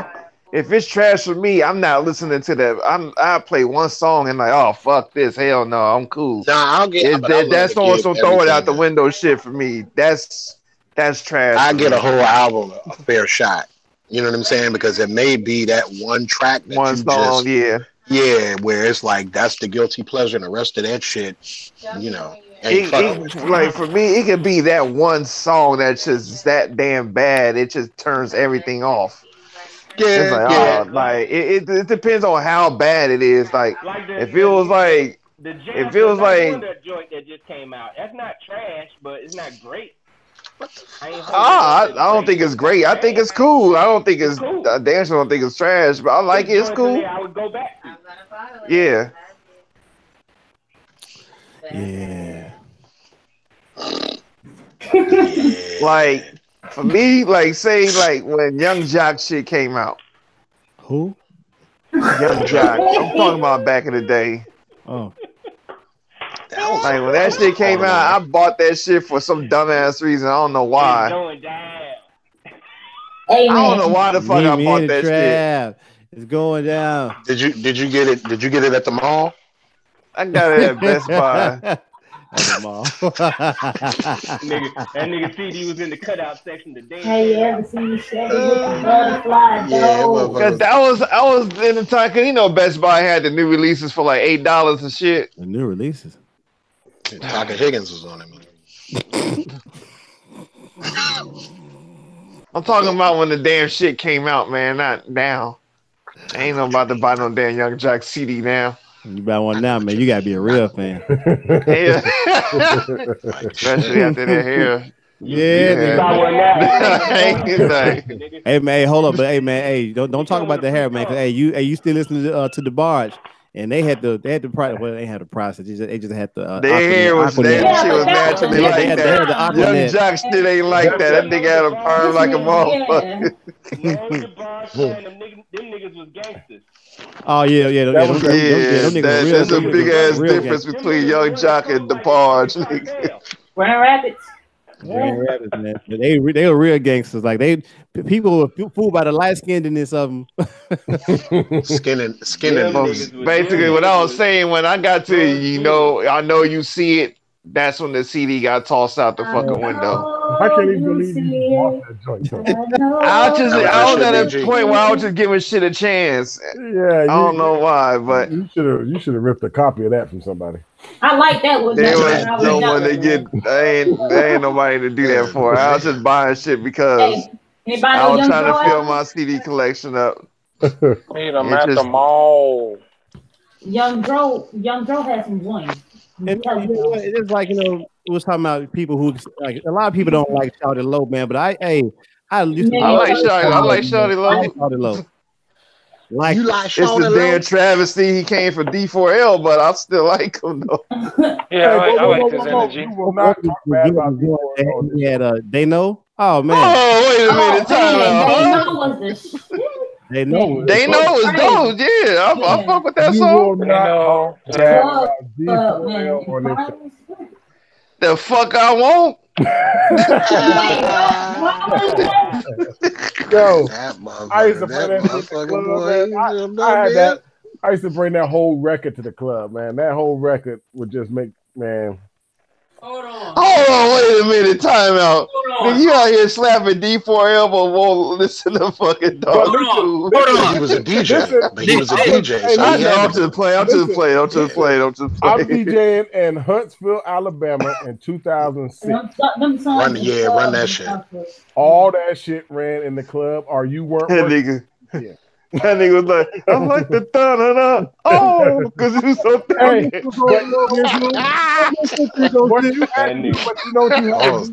nigga was playing Don't Drop That Dun-da-da.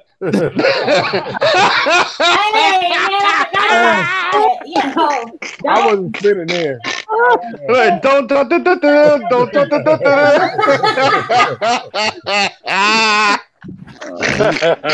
God damn! I ain't heard that in hell. I can't believe that's actually a song. I don't know how they did that. I don't know where the fuck that shit came from, but oh my god! But niggas won't get niggas won't. What you say, guys? Niggas won't give Tiana Taylor a chance. Listening to no, I listened to it. I liked it. Talking about when you first told me to listen to it, I listened to it and I liked it. And what's funny about that, like usually when Wallace or Gadget says something about something, when Gadget says something is fire, it's worth a listen. Yeah. Thank you. Have y'all heard this? Oh man, it's that fire. means all the rest of y'all niggas' opinions is trash. Say it again, Milton. I said that means all the rest of these niggas' opinions is trash, including mine. Yeah. I'm glad you picked up on that. Yo, hell yeah. Damn. I'm glad you pointed that out. Hey, hold on. I want to discuss something very serious here. Who the fuck is Keith Murray's friends? Oh God! I knew somebody was gonna bring that up. I told y'all he need a new circle, man. More importantly, where is his handlers? Where is like his wife was there. I'm gonna tell you what's crazy about that. And I commend Gadget, man. Gadget was like, "Yo, I'm not posting that video." Oh, that nigga was gonna post it. But guess who posted it? Guess who posted it instead? You've got, of course, Tim White. Man, Tim White posted out, like, man, it was tough for me to watch because, like, hey, when he popped back up, man, and started hitting the Charleston Chew, nigga, I was weak as shit. So you know what? But somebody actually put up the link. Like when Gadget said he wasn't gonna do it, a few comments down, somebody was like, "Yeah, well, I saw it." Yeah, but, man, it's like we were talking about earlier about people that you hold in high esteem. Like as an MC, man, I Keith Murray is like one of my favorites, man. Like, but to see him in that condition or whatnot, it was like heartbreaking, man. Because Mr. One Too Many. The video doesn't do it justice, man. The video doesn't do it justice. But to understand, like his background, he lost both parents to alcoholism. You know what I'm saying? So, yeah, that makes it even sadder. Damn, you look at it from those lenses, you're like, man. Yeah. Fuck, man. Like it's terrible. Like you said, but you said who was his handlers, but who can actually be that voice of reason for him that will actually make him ship up? If his wife can't do it, then who the fuck can? Can Red do it? Red got his own shit to do. That's a grown man at the end of the day. Yeah. But it's sad. But like it was even sadder was the fact that I bet you any money if that was Method Man, people are gonna catch him because he's known for doing that. Keith Murray, like, man, listen, man, I gotta go to work in the morning. I can't be putting on being gay. I think the crowd. No. I mean, because Meth don't be out there wilding out like that. No, it was a 40 and over club. They wasn't catching anybody. Man, niggas are one hip injury away from calling it quits. Yeah. No, I don't care who jumped off that. Look, Rakim could have jumped off that stage. They would have let that nigga hit the floor. If Rakim did that, man, they would have caught Rakim. Trust me. There were too many chicks in the crowd, yo. That shit party. Look, yeah. Gadget had the big ass camera shit on. Like niggas was moving out the way, no matter who was jumping. They was definitely caught Rakim, bro. I'm like, man, that video. You know how much I paid for this tripod, nigga? But look,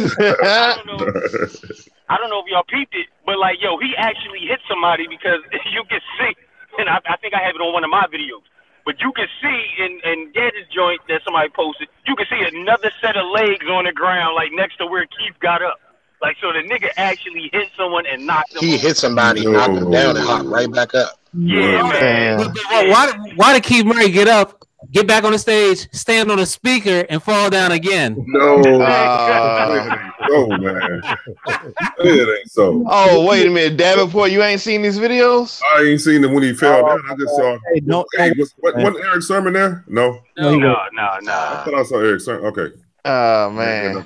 Okay. He got back up, and you know he the he didn't fall. The nigga jumped off the stage and the crowd surfed. No, I didn't see that part. First of all, the nigga said, "Can I stage dive?" Yeah. For real, I ain't hear that. He didn't wait for a response. The nigga just did it. The crowd stage dive backed up and was airborne. Did they even know what a stage dive was? The crowd. I think people know what a damn stage dive is. Oh, hell yeah, they just wasn't about to catch this nigga. Look, it was real hip hop heads in there. Everybody was just Yeah. Right. Old there. Niggas' knees can't take that impact. Yeah. Word. Yeah, I mean, he asked but didn't wait for the response. Like, can I stage dive? Then just went straight to it. Like, yeah, it was what the fuck was he thinking? It was nothing but chicks at the front of the stage. Exactly. What you mean? What he was thinking? I know what he was thinking. Yeah, that shit was funny as shit. Just a look that he had while he was on the floor. So the motherfucker nigga looked like he just got shot, and then the damn song is playing in the background. Oh, I didn't see that. Oh man. I don't know if you looked at the video, like his words were fucking slurred. Like I think it's hell yeah. He was slurring the fuck out them shits. I seriously think he's past drunk and high. I think it's that's something else. That's a mixture of shit. That wasn't just being drunk. If he was slurring that much off being drunk, he wouldn't even been able to perform on stage. Exactly. Yeah, he wouldn't, because the nigga was live. You know what I'm saying? Like, he was definitely live. He was wild. The nigga was dancing and shit. You ain't doing that damn much. He was trying to dance, but you ain't doing that much if your speech is that damn slurred. He was doing the bus stop like shit. When that nigga was dancing, he reminded me of a crackhead on the corner. Oh my god, man! I'm not lying. He ain't lying. Shit, don't say that. I made a gift of it. I believe you. I'm telling them. He was probably just. My name is Philip. How much you order? He was probably just. He did the same thing with when he battled Fredro Starr. He was out of it then. But I think this is worse though. Yeah, of course it is. Because this nigga jumped in. He was on stage learning. But when you crowd surf, man, then I'm gonna tell you how you know a dude under the influence of something, because he got right up. If he was sober, I'm landing. Yeah, he would have been there for a minute. I'm catching my breath. Man. Give me a minute, bro. Ooh, I think I gotta get that nigga some air. He needs some milk. Word. Like, man, that shit was like, man, I was like, whoa. Nah, but man, like that was definitely more than alcohol though. Yeah, it definitely was. I hate to see that, man, but it is what it is. So Hurts, what's up, man? KD, AD to the Lakers next year. We with it? Hey! Say that for talk that stuff. Oh, I'm sorry. Yeah, well, I gotta be sports on my shit, man. I'm sorry. I gotta do sports. My bad. Hey, y'all niggas out here getting happy and shit. My bad. Yes, sir. Y'all motherfuckers had a joint meeting before this. Was like, yeah, we about to bring this shit up. I think the Lakers gonna do more damage than people think this year. And the nigga still. I'm sorry. You know how it's like a reflex, bro. I'm sorry. You know what though? on some real shit, man. Fucking Draymond was probably just said what everybody was thinking. Stop. It ain't me. Let it go. Oh Lord, that motherfucker went left.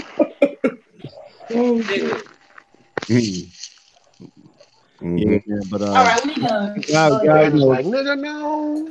Prayers up for that. So for the NPC, so what y'all think about the Freddie Gibbs and what you call it album? I know I'm late. I like it. Dope. That's dope.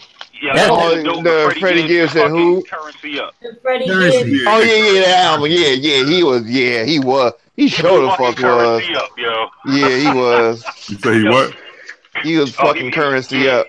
But Currency ain't no lyricist. He ain't no lyricist. You know, Currency, he's just a stoner, bro. No. So Currency sounds really good on Currency's songs. Yeah. Currency sounded weak as shit next to Freddie Gibbs.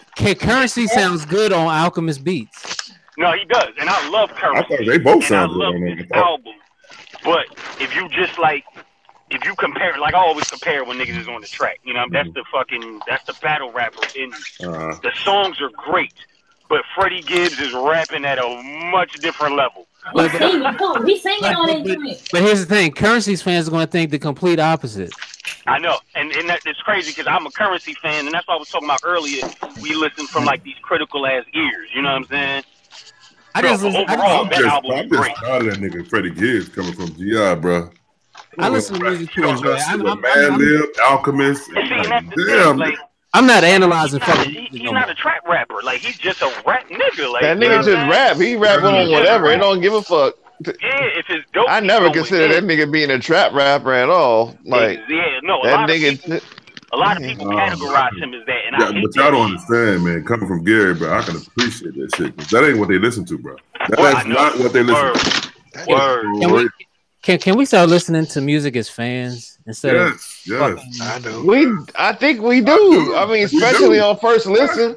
I'm just listening to the shit. I'm not analyzing shit on the first listen. So y'all behind the Anderson Paak? I seen niggas talking about album of the year. It just came out, nigga. Come on. Shit, I am. He said that's for him though. That's for me. Yeah, that's for him. That's his album of the year. Yeah, that's my album of the year. I said it. Yep. What about a Jamla 2, man? I ain't heard that. Man, Anderson Paak, yo. No, I got Jamla 2. I like the Jamla. I like the Jamla. I like Jamla Squad. I like Jamla. That joint cool, but it ain't saying the Anderson Paak though. No, I'm not saying. He's talking about how is it? It's good. It's cool. Yeah, it's cool. It ain't saying Anderson Paak. Why Gadget say that? Like, we fans. Why you say that, Gadget? Oh, yo, have y'all heard GQ's album? Maybe I mentioned this before, but yes, like that's cool too. Which one? Hold on, I'll tell you. Last one. No, was it the last one? Hold on. Who y'all talking about? GQ. Man, that shit is dope. I was like, I kind of think this nigga is like the best rapper on fucking Jamla, to be honest. This. Hold on. I know this is like from 2000. It was like from 16 or 17. I missed it. I didn't know. Yeah, he got the sandpaper. My fucking son turned me on. I fuck with Remo the best though. He ain't there no more. Yeah. Have y'all heard the Untold Stories of a Hero? I got that joint on the phone right now. That shit is mean. Yeah. You said Big Remo? Yeah. It's what? 12 joints. Untold Stories of the Hero. No, I haven't heard that. Yeah, shit, the last Remo joint that I got is the one with the Go Ladies. Beautiful Ladies. Yeah, a joint called. He got 3 joints now. He got a joint called Color Nigga. Man, that's I'm talking about E14. GQ shit. Oh, okay. Yeah, I know you're talking about. Yeah, that's the newest one. So dope sonically, man. That's crazy. Didn't Dipset come out today? Did they? Hey, I want to clear up something. I didn't see Dipset, bro. Somebody put a photo of Joel Santana with no teeth. That shit, I need weed. Hey, did that, man. Okay, so it was Photoshop, right? No, it's not Photoshop. No, that's for real? Hey, do y'all remember the hangout we had a couple months ago where we talked about him having false teeth? No, I don't. They don't remember. Nah, we had this conversation at least 5 months ago. I don't remember that shit. I don't remember that. I'm not the one to remember shit anyway, so I don't remember that. yeah. I remember. Lord have mercy. You can look at the nigga and tell he has veneers. He's not even. No. There's veneers. Then there's like, and then nigga, that nigga got dentures. That nigga got dentures like a motherfucker. Yeah. He got the nories. So what the hell happened? I know. They call him the Norris, yeah. Man, the Nori wipe his mouth. He got the Norris. I think Joel was on shirt. I don't know. So how did he lose his teeth? Ain't no food around. He salivate like it's food. That syrup can fuck up your teeth. Too much sugar. He forgot where he parked his car. And yo, while y'all playing, man, I'm on a different shit. But the Christmas joint, man. Check out BJ Morgan shit, bro. I was just word, yeah. Well, it's a group here from DC that tours with him. Okay, but the shit is dope. Duo, two sisters. They named Morris. They been doing their thing. They signed to his label, yeah. Okay. That Benny album come out on the 23rd. Okay. Man. So who was supposed to be producing on it? Because I think there's any Alchemist or something. And Derringer. Yeah, that's right. Yeah. And Miles Coltrane. Yeah, goddamn engineering that bitch. Yeah, he said he mixed all the songs. That's what Buttermilk socks. Buttermilk socks. BMS. Goddamn engineered by Mayonnaise Duster. Hey, man, where Miles at anyway, man? Y'all heard from Miles, man. Fucking Bob McEnroe. I get a little nervous. Anybody heard from him lately? Nope. Yeah, what do you mean, like heard from? Like, have you talked to us or just seen him on the nets? Whatever. Is he all right? He alive? Is he cool? He alive? Yeah, he kicking. Gadget says he saw some bullshit today. Okay. You guys are his support team. Gadget had him touted to be the next president. Yeah, he's like, man, yeah, you are going to change the world. Change the world, man. One day. He makes nice music. That's what you said. Hey, what you do, RTO? You said he was going to change the world, and one man named John at a time. Rhymes He makes nice music. Hey, listen. Between Gadget and Nick Maker and Dab, I was like, okay. Yeah, that nigga did a complete 180, man. That man told me, you stuck in the 80s. Then Mav took his ideas. They made a record out of it. Stuck in the 90s. That shit sold a few copies. Shit. So Dipset album comes out Thanksgiving. Oh, yes. It's called Dipset Thanksgiving, I think. Yeah. Okay. I never thought there would be a time in time where I would hear Jim Jones verse more than I would like to hear Joel Santana verse. That's really though. Hey, on that latest song, whoever Jim Jones ghostwriter is deserves a nice check. Yo, Jim Jones last album. I think he just gotten better. I don't think he got a ghostwriter. I just think he's gotten better. Jim never wanted to be the rap nigga. Like, he always wanted to be the behind the scenes manager type nigga. That's why he always focused on like the clothing, directing their videos, and getting all these shit fly. It's just after a while he got the rapper bug because he was doing everything else. So like when he signed to Rock Nation, a lot of people thought he was signing like a record deal. Now I think he signed to Rock Nation to do a clothing deal. You know what I'm saying? Like because he put the music out under some other shit, but his fucking last album was a problem. That shit was dope as hell. Mm-hmm. Yeah. Yo, Hurst, what you think about Raheem Devon's last shit? Anything you see Raheem? Which one? Raheem Devon is not a. He's kind of person that it's kind of like I look at him the same way I look at Dwelle. When he releases a project, I'm always game for it. Okay. I'm already knowing it's gonna be on point. Like I haven't been disappointed by a Raheem Devon project or a Dwelle project ever. Neither. Like, I got to disappoint me when it comes to releasing music. It's dope. I love it. I got two more projects I'm gonna mention and I'm done. What about Apollo Brown and Joel Ortiz shit? I haven't heard it yet. Yeah, I like that shit. And what about Marsha Ambrosius, Davenport? What's up? Marsha Ambrosius. Yeah, you know I got that. Yeah, I like that too. Hey, Davenport, you heard? Hey, Davenport. Do it again. Hey, Davenport, you heard the Ludacris new R&B album? Man, oh my God. Get out of here, too. What about the Bad Seed of Knots? That shit dope too to me too. Oh, that shit is crazy. Yeah. The what? The Bad Seed of Knots. That shit is dope. The fuck is that? I gotta start listening to Gadget, man, because he said everything is fire. Now I'm questioning the Bad Seed of Knots. No, Bad Seed is a rapper. Bad Seed is a rapper and Knots with Knots. Oh, okay. Yeah. He from down that way. Where's he from? What way? He's from Norfolk, I think. Yeah, he's from Norfolk. Okay. Oh, okay. I Gadget down the way. That shit is dope. Yeah. Bad. Y'all Just bad. Outside of DMV, no love to y'all. Yeah, we like Wallace over here. Joel Ortiz is probably dope. Now you know what it is, BG. It's like niggas give Joel too much credit. You know what I'm saying? Like niggas act like Joel is a master lyricist. He really is not. He just says his shit nicely. But like, if you, cause you know what I'm saying? Like, you know, a lot of people I like say shit. No, I'm saying the album is cool. Like, let me get my point out. A lot of people say mediocre shit, but it just sounds dope because of the way they're presenting it. That's the impression that Joel Ortiz leaves on me. So the album is cool, but the beats are doper than the rhymes. The album is right.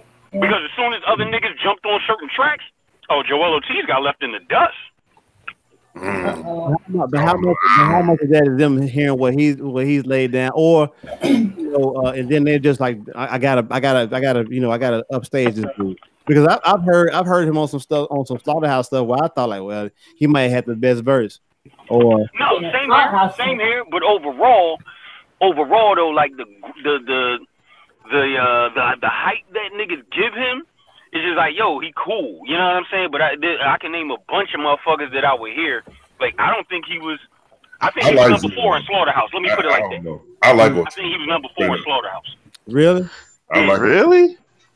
Overall. Now, I agree. Damn, like, most niggas give fucking Crooked Eye that spot. Yeah, Crooked Eyes. Crooked Eyes, tight. I know, but everybody I talk to say that he the weakest member of Slaughterhouse for some reason. I don't know about, it's hard. I don't know why. Like, I fuck with him. Probably because they don't know him. It might be a West His preference now. Nah, it ain't even a West Coast thing. Because I heard that for East Coast cats. It's the fact of notoriety. He's nice, bro. Crooked dope as fuck. He's on the West Coast member though. Yeah, I guess so. Yeah. East Coast as far as the nameplate too. A lot of people do that shit based off the nameplate. Like, oh well, a lot of people don't know him, so it's not exactly. They know him. They know him from Death Row, but they don't know him for being super lyrical during that time period. This nigga retarded, bro. I was gonna say niggas is retarded. That's basically what it is. I'm like him and all his damn brothers. They all fucking spit. Yeah, his fucking brothers is ridiculous. Matter of fact, the album they just put out like a month ago was dope. I still can't believe Gadget Man muted me, man, because he asked me for my opinion. I was trying to mute. Holding on to that. I was trying to mute Wide Body. Yeah, man, I'm so disappointed in you, man. I understand that we you know, I know what it is. You ain't listening to the Deion Taylor album. Hey, look, man, I'm sorry. He set you up, but we wasn't even playing beats. Right. My bad. It's no gigahertz. How you feel about the new MPC 2.3 update? Yeah, you know, I'm kind of fit. That's all right. I got a video of you in San Francisco eating like a greasy ass hamburger.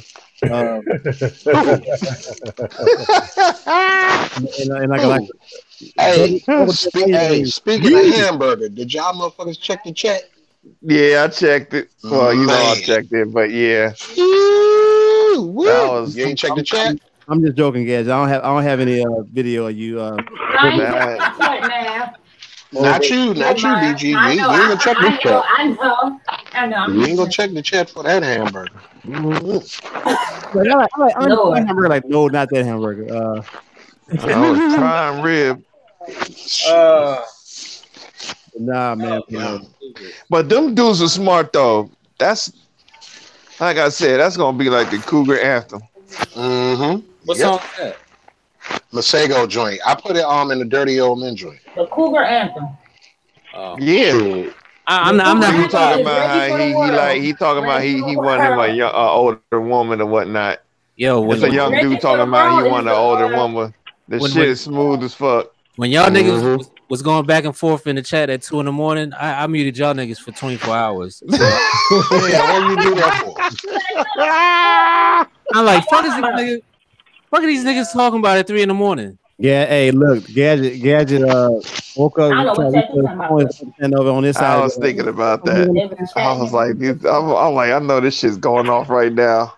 Oh shit, we got 3 new plugins, yo. Oh yes, shit. Yeah. Oh yeah. You gonna like one of them too. Hey, speaking of that, the bassline joint, that's what you talking about? Yep. The bassline, yeah. And the electric piano. And the electric piano, yeah. Fuck y'all. Hey, you don't need any of that. You use machine. Right?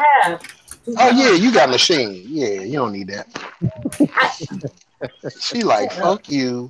Fuck your NPC ass niggas, man. Right. It's a lavish ass motherfucker. Track ain't nothing lavish about this electric piano. It's probably some snowboard shit. What say on half baked? You want something to eat, girl? Fuck you, nigga. Right? I was talking to the horse. I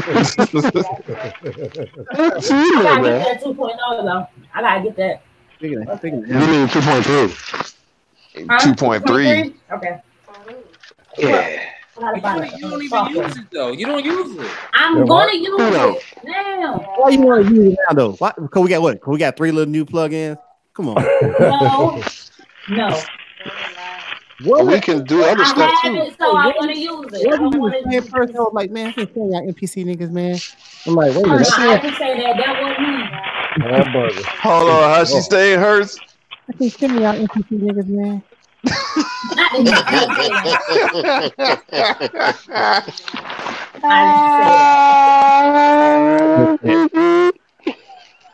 Hey, hold on, let me stop because I gotta come to Detroit. She doesn't have to She be out that motherfucker with the Tommy. Mama, daddy, like, why am I like, no, nigga?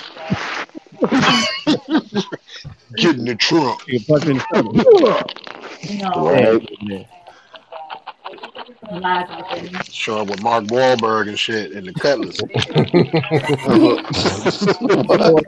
Who's all Ragtop Cuddy by Serato? Who's going to be buying Serato samples? I got Serato.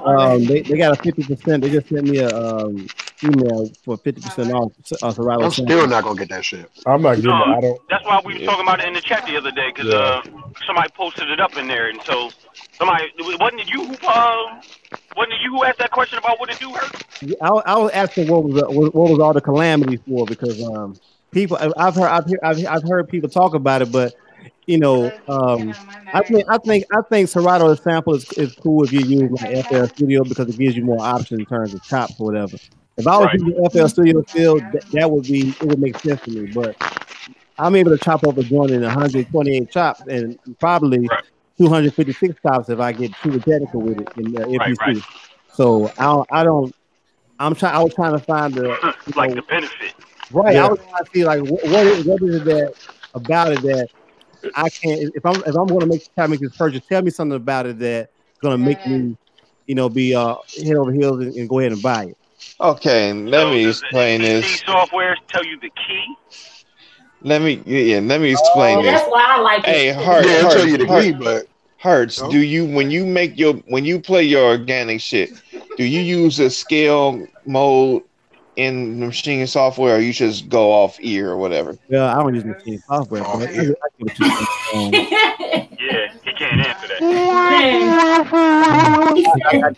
Do you just play by ear, or do you use the scales? I just do it by ear. I know how I want what I want to say, how I want to sound. I know so say you had fucking Serato. You had your sample and the bitch tells you that this song is in A minor or whatever. Bitch. Yeah, the bitch. Damn, what the bitch say? So I got my samples. I chopped them. I chopped the shits up. The shits in A minor or whatever. I can go on machine. Say I was laying a bass line or whatever, but I wasn't playing it by keys. Let me stop you right there. The reason why that doesn't really appeal to me because I still like my work process. I still like figuring shit out as I go along. Like, yeah, I totally agree. I like that too. I was working on a beat this morning. And I was like, damn, I'm on the keyboard trying to find the key bass wise, but I had to turn my semitones up one so I can match it up. I like that process. I don't want it to be given to me to where, oh, it's in this key. Okay, let me go get it from here. Like I still love it. I think it's easier. It's best for like cats who still trying to learn how to do bass lines and stuff like that. It makes shit easier in that regard. But to a degree, it don't, because you could be certain cents off, 50 cents up or 50 cents back, where it may say A flat or A minor or whatever, but you'll still be sharp or flat if you don't know how to actually go in and detune or whatever. So that's true too. That's true too. You still gonna have to invest more. So I think it's trying to make it easier, but it tends to take away from creativity by doing the niggas that don't know music theory is gonna make it easier. Yeah, but when I'm listening, I'm just more so tuning my ear, because it ain't a theory thing. Like you should be wanting to learn by ear to hear certain pitches and that's ear training and shit. You're going to want to know how to do that. But, so I mean, like it depends on the person mainly. Yeah. Like I used it when they had the free trial when they first brought the shit out. I liked it. Like when machine users is good because you can chop up MP3s. Right. But you only get 18. I mean, you only get 16 chops, so it kind of defeats its purpose. So 16 and that's it. 16. Yeah, that's it. Hey, so they want fuck all that. Yeah, and see, that's what I'm saying. If this was 2006, 2007, 2008, this would be perfect. Yeah, you're right, Hurt. For me, it would be perfect. But like I said, man, once you have crossed the threshold and do 32 chops, 64 chops, 120. Yeah. It's not enough. Well, I'm gonna go back to 16 just so I know what the key is. Yeah, it's like the only workaround I think you could do with that is open up another instance of it. So now you got different plugins. I mean, you got multiple fucking instances of Serato going if you want more than 16 chops. That's pulling more from your computer. That's pulling. Exactly. That's the only workaround that I can see for that, and it's not feasible. So that's why I said I wouldn't fuck with it until they get over 16 chops. Man, 17 chops. You'll be like, all right, 17. Nah, I ain't fucking with it until they get on Ableton level, until they get to fucking 128. It's gonna take a while for shit to get to Ableton level. Shit, y'all got 64 shits right there. Nah, yeah. I'm about to say, where the knob come in at? Shit. Nah, I mean, if I wanted to, I could have more than that, but just based off. just like hey man, PC software. Nigga, you supposed to be converting over. So hey, yeah, man, but shit, the way my doctor bill set up, fuck that push. With my doctor bill set up, push that bitch down the street. Nah, but hey man, I gotta holler at Widebody too, or somebody that got Waves plugins. I think Hurts, man. I got that. Waves, I ain't got none of that shit. Yeah, because one of these joints, man, they did that shit. I thought you got it working. Hey, fuck no, man. I'm about to throw a brick at this motherfucker. Did you upgrade? To 10, version 10? Yeah, but are you running version like 9 point something plugins? It might be 9.7 or 9.2. Hey, that fucked me up too, man. So I had to go back and uninstall all of them. Man, if I can find a link, I'll throw it in the chat. Hey, man, some dog shit. Hey, I'm gonna tell you, that messed me up too. Well, I'll talk after dark. I don't want to play that. Yeah, man. Yeah, y'all holler at a brother. Are you watching the game? Milwaukee game? Huh? Milwaukee, Chicago. Yeah. Did you see Guinness? Oh my god. Who? Guinness. I mean, not Guinness. What's his name? I'm about to say, ain't that beer? Yeah, Giannis. Giannis. She said, "Oh, you what you Oh, they doing?" brought this shit I back. don't know. No, they should have brought it back. They win. They were down by She like said, 15. start with a Y. Yeah, it started. Nah, I started with a G. Start with a G, man. Start with a Y. Giannis. Oh, they got the something. What's wrong with Guinness, whatever that putback is crazy. Giannis. Giannis Antetokounmpo. Yeah. Start with a Y. Alphabet. Yeah. Immediate was a new hit. Right. What they call Amadeus? He said Amadeus. Amadeus. Who that was? Why, buddy? Yeah. Rock me Amadeus. Amadeus Wolfgang. Who that was? And he was like, bear with me, the text is small.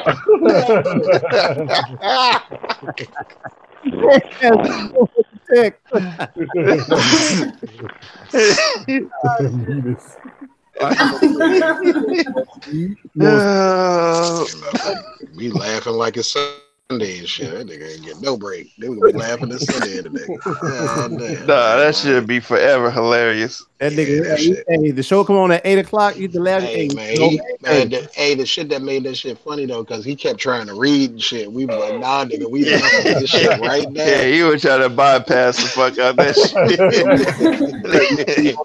Moving right along. That nigga was stepping on the gas. We was holding the bumper like, nah, bro. Stay here. Hey, he was pressing the gas. We had the emergency brakes on. Hey, pulled all the way the fuck up. He thought he was in a Hoonigan joint. And then ain't going nowhere.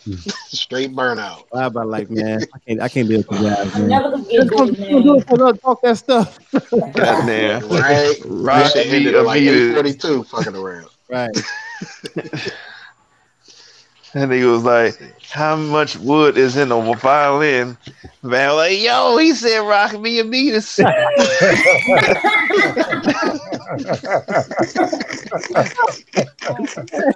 Hey, yo, the magic with that yo. It's over with. Hey, man, I don't even be trying to be loud, man, but shit be funny. You be like, did you hear that shit? Hey, tell white Maybe I'm tripping. If you hear a person say, I ain't trying to be funny, I had you beat me to say the typing that in because I was gonna say that's mad all day right there. Nah, I don't think that's me, man. You the first nigga who say that. I ain't trying to be funny, but she need to step on a roll of quarters, bro, because her foot's is all fucked up. Roll of quarters, what? Damn. What acupuncture is that? Shit. Who was a better MC, Jadakiss? Yeah, I don't be trying to be funny. I be serious as shit. Diddy, I think ex-wife. Yeah. Kim Porter. That, that was sad. That really shocked me. Yeah. And I was just thinking about them girls and the children. Ooh. Yeah, that nigga tried to smash on him. We talking about Kim Porter? Yeah. No, RTO was like, oh, he watching the game. I'm sorry. I thought he was like, he watching the game. He tried to.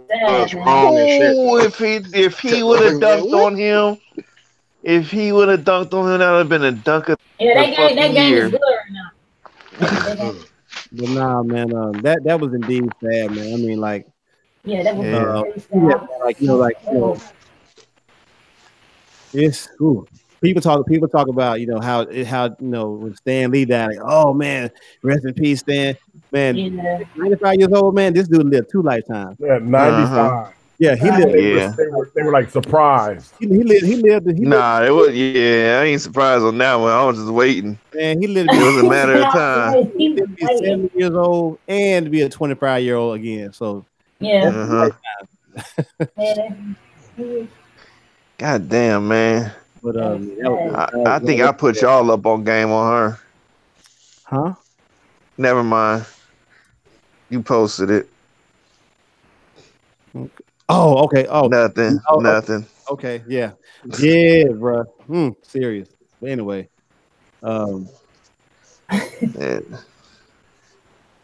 Damn, man, I'm about to say something else. That's fucking Honey Nut Cheerios. What? Okay, with the Oh man, but that's a Serato sample though. I tried it out when they did the free trial, and I kept thinking to myself like, what will make me keep this? And I never could find a reason. That's why I know you guys were a little bit more. You guys had a little more knowledge about it than I did. That's why I was asking that question. Yeah. Yeah, I mean, where's Jay Bishop? For you, I don't. Huh? He bounced. Yeah, because he posted an Instagram joint using that about a week ago. He still uses it. Yeah, he uses it. Right. Yeah, I know he uses it. He uses it for the fact that it's MP3s and whatnot. But then again, that nigga watches a monitor on 720p too. Nigga, you watching, nigga. I didn't say shit on that one. I left it alone. I knew some of the ladies not gonna bring it up. Get it? So the nigga still probably got a beeper. Oh damn! Nah, he probably got the what was the joint that the two ways? Yeah, the two-way joint. Nigga got a T-Mobile sidekick. Yeah, I lost my shit at the gas station, but how you lose some shit at the gas? Talking on that motherfucker sat on top of the gas station, and I noticed when I was, peeling off, leaving the conversation, just like got jawed up, and I thought maybe it was her shit. And damn. And before I realized it and did a busted U-turn, that bitch was gone. Oh hell, shit! That shit didn't last 50 seconds. I didn't even have that thing in 2 weeks. Damn. Oh hell, shit! Ooh. RTO like he sent you on your ass. Oh, he hurt. I ain't watching that shit. Fuck that shit. Fuck that. Niggas are trying to. Man. Nigga, they came all the way back. That nigga got. Milwaukee came back. The Bulls was winning like damn near by 20 at a certain point. Man, Milwaukee came back and they up by fucking 10. So, Gadget, what's next on Pod Blocks? Who's next to come through and Pod Blocks? I don't know yet, man. I don't know, man. I know. Me and Shorty doing another podcast on Sunday. Okay. Oh, okay. I'll check that out. I know me and Ken Starr got the we got the battle rap draft. Whoa, okay.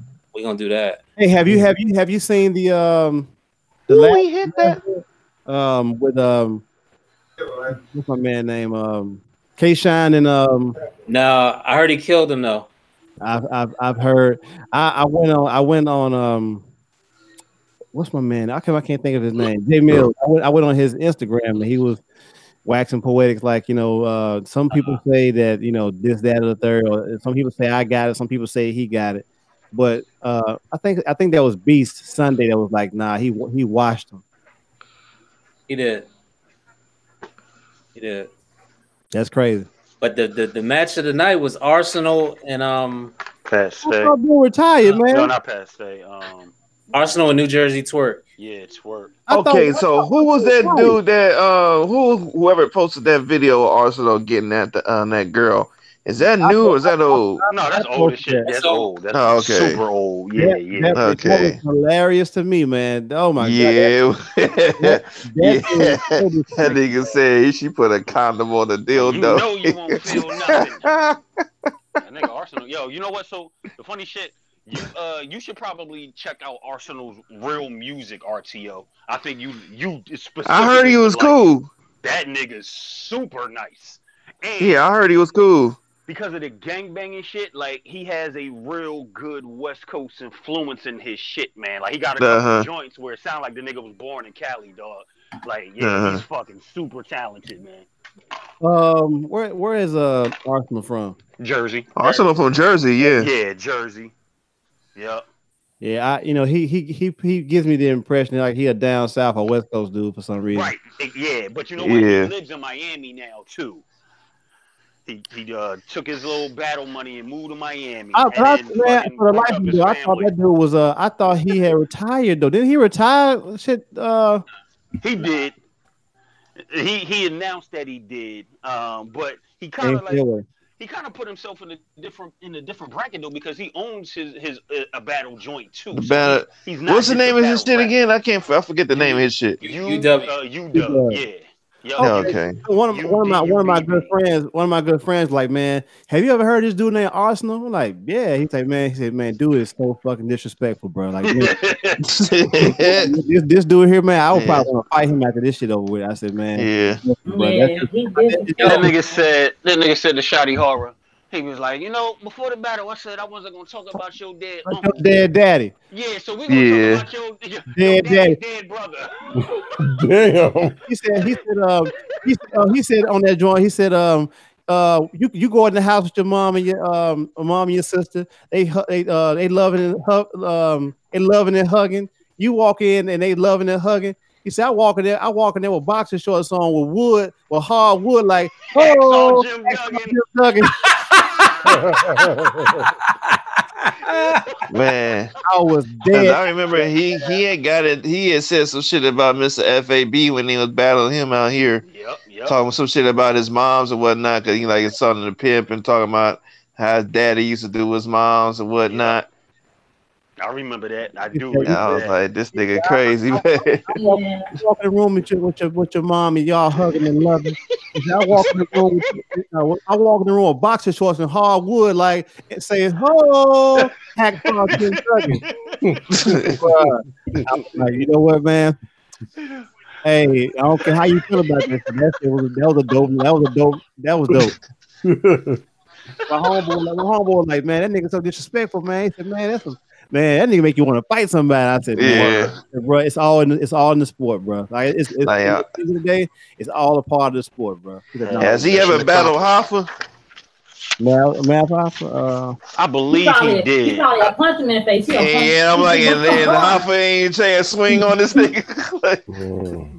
His thing, math don't swing on nobody his size or bigger. Yeah, that nigga. I'm sure that. Yeah. Smaller than him. You got to be under 5'6" to fight math. Hey, my homeboy, like, man, DNA was just looking so stupid in the face, man. Like he was looking like he was looking lost.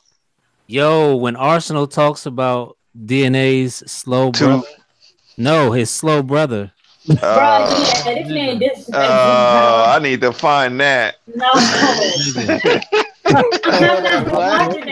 Why you need to find it, yo? Because I know it's gonna be hilarious. hey, but I wasn't gonna talk about your dad. Why you laughing, man? So now I'm about to talk about your dead daddy. Man, because I mean that nigga Arsenal be on some other shit, man. Yo, that.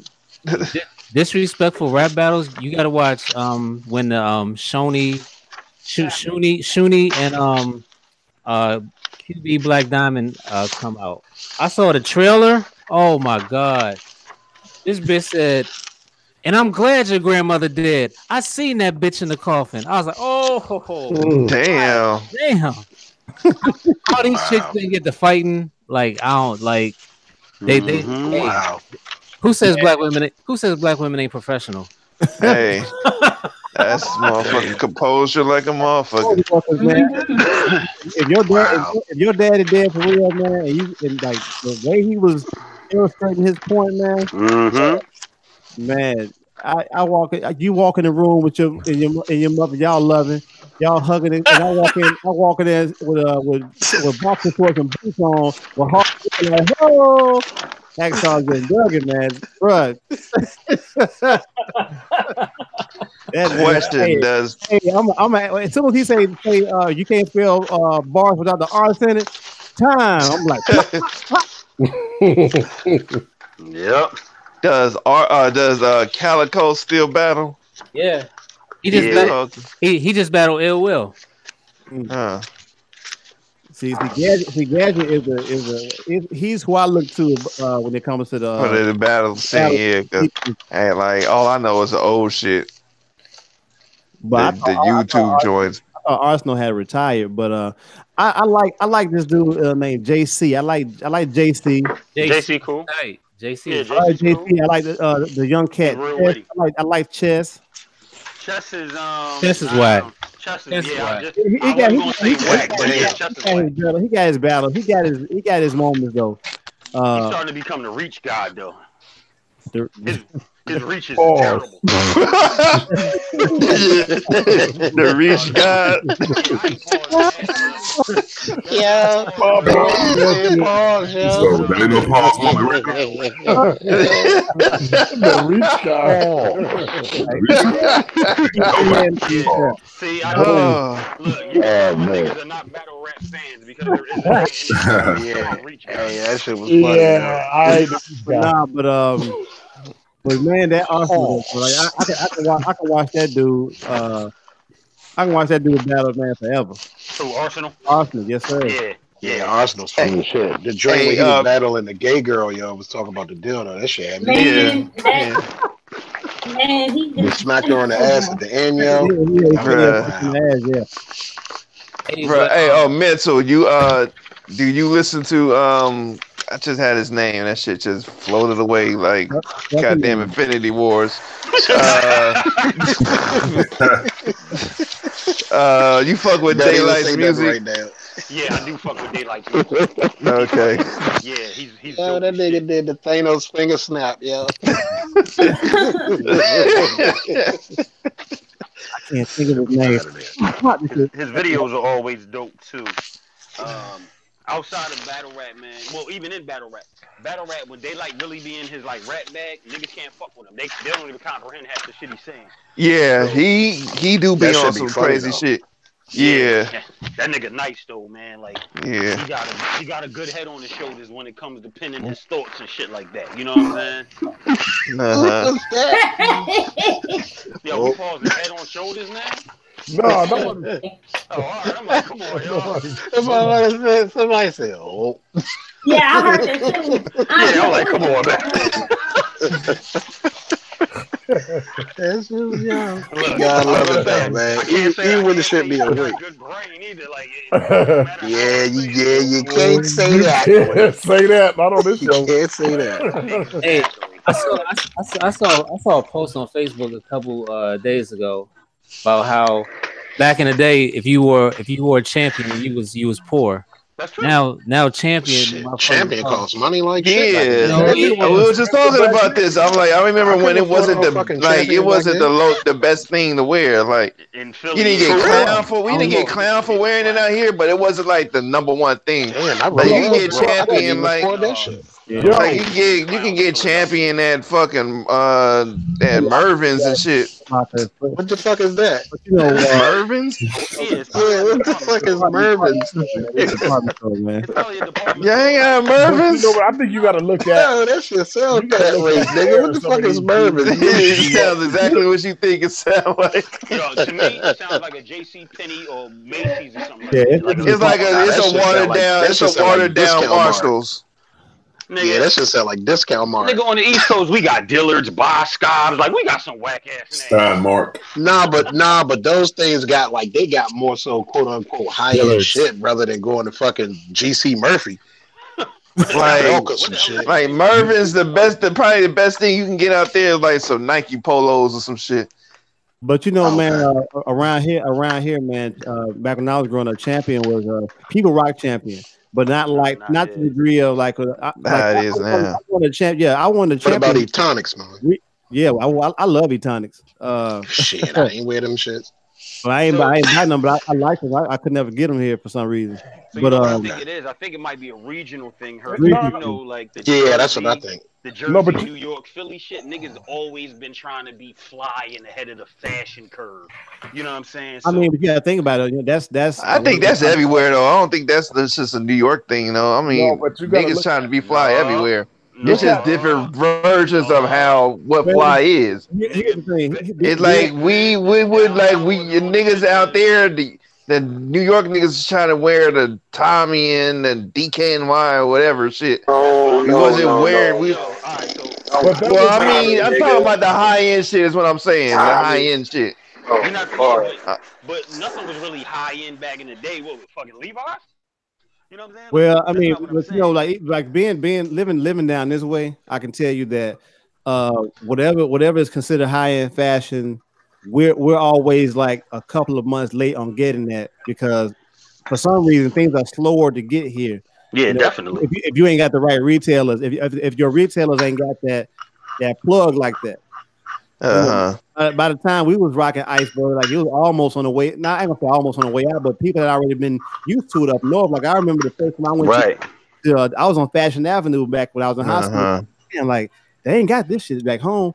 So one of my homeboys who was a dope boy, he bought a lot of that shit back to Memphis with him, and he sold them in his aunt's shop. Like a bunch of different polos and nautical shirts and shit. Like he was racking up there, and he had like this nigga had a knot.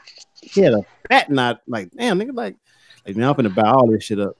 And I don't know how he ended up asking some of the girls to put stuff in their bags, and that's how he got it back home. Right. Yeah, I ain't wearing FUBU in 2018, so you good. So my point about the whole like regional thing is so let's talk about like look at niggas like Alpo and Rich Porter and them, how them niggas used to dress versus some of the like maybe more like bigger down south drug dealers, like totally different. You know what I'm saying? You know what though? I disagree because when you talk about when I think about that, I'm thinking about although y'all don't consider that south, but like down in Maryland and Virginia, like it's south. It's south. But look how Rayful was dressing. Same way but. Like that's a reason. By I-95 though, so you could get here in an hour and a half, and that's where a lot exactly. But down here, you got pimps that was in gators and in rings and chains and all that good stuff. So it's that's what I'm saying. Like when you think about it, like different types of fly. Right. I'm like everyone is trying to be fly, but regionally is. Depending on what, like, so that's what about I think what's funny. Like to me, back in the day, fly was if you had some nice baggy jeans, some Timbs or whatever, or a rug or something. But down here where I'm from, if you ain't have on a rayon shirt and some damaged or used jeans with some felines, niggas thought you was whack. And see up here, if you had on a motherfucking party shirt up this bitch, you was getting joned on like shit. Exactly. Party shirts. You said the rayon joints, the Van Gogh, Bob Ross joints. Yeah, man. Yeah, nah, I ain't wearing. New Balance. Yeah. But DC niggas always been on New Balance. If you came to my neighborhood with New Balance, nigga, you getting ran the fuck out. Hey, you know what? Wow. Okay. I was in 7th grade, man, and I bought some New Balances, and that was the New Balance before they put just the N on the shit. That shit said NB on it. Exactly. He had the motherfucking referee joints. That's my point. Like, I went and got a pair, right? So I went on my cousin's house. I'm rocking them shits. I'm color coordinated as a motherfucker. He said, man, what kind of shoes are them? I said, these are New Balances, man. He said, man, and his homeboys, they said, man, they got some new kids on the block. I was ready to fight this nigga. I was like, oh, damn. Nigga, I'd have been barefoot, nigga. You had to get him back, nigga. Yo. I got him back, man, but that initial thing, that's it, man. My cousin was laughing. He was laughing. This nigga had on some new. And this was 90. Oh, damn.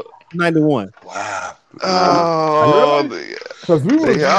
Oh man, that motherfucker's treacherous, boy.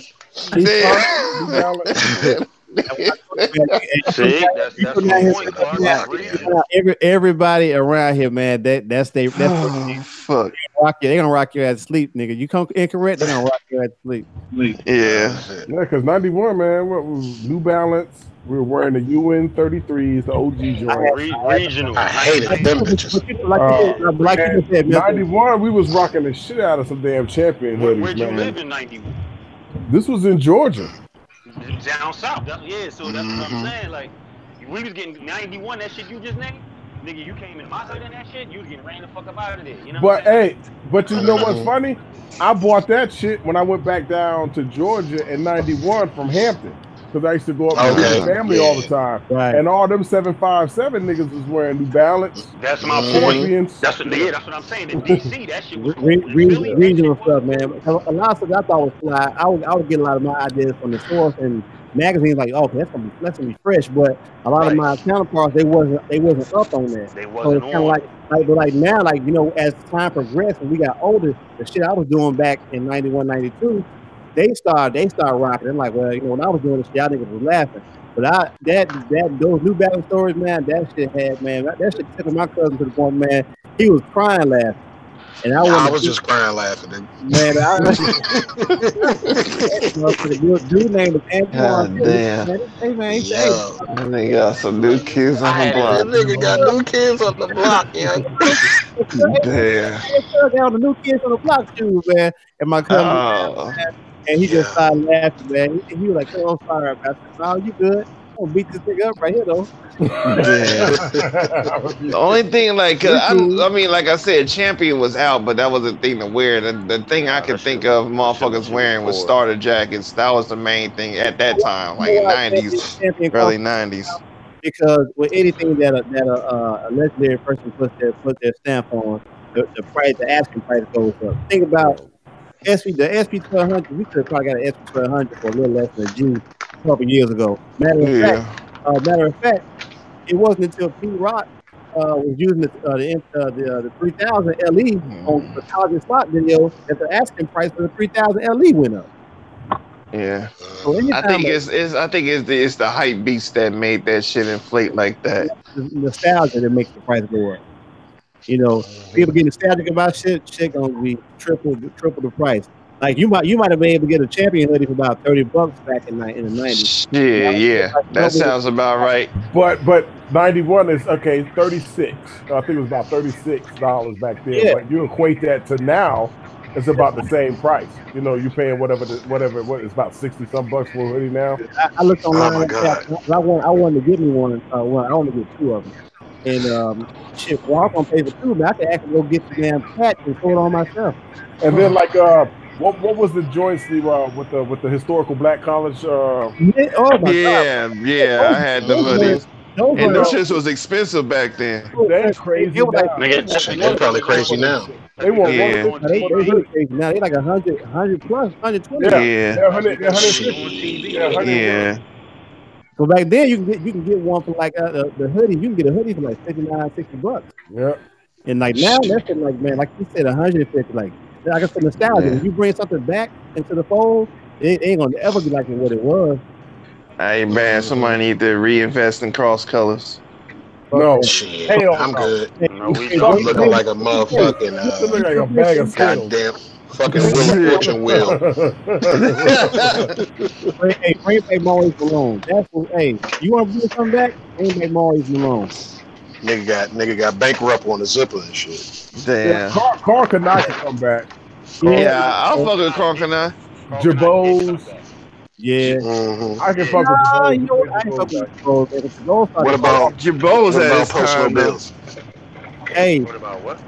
Jabos for like personal bills, P&B shit. Oh yeah. P&B, yeah, please. Yeah. We bringing about Janko. Hell no. Motherfucker skate or die Dre. Hey, in order to wear Jinko or whatever they call it. Janko. Your shoe size gotta be an 8.5, nigga, because them buttons. Nigga. Motherfucker manhole cover joints. All the Mexican brothers used to wear So it was Janko, then there was another one, I think it starts with an S, that was on that super baggy shit. I don't know. Motherfuckers. RTO digging in his Mexican culture bag. Hell yeah. Nah, it's all the white dudes that be out here that I see wearing this shit. Nah, Mexican dudes out here was wearing that. Nigga, the Mexican motherfuckers, man, you can fit about 4 legs on one of their pants legs. South Pole, yeah. Yeah. Yeah, that motherfucker said they got 4 legs. Yo, word. And the Mexicans did wear South Pole. I will say that. I got a South Pole Jimmy jacket in my closet right now. Don't ever wear that motherfucker around me. I'm telling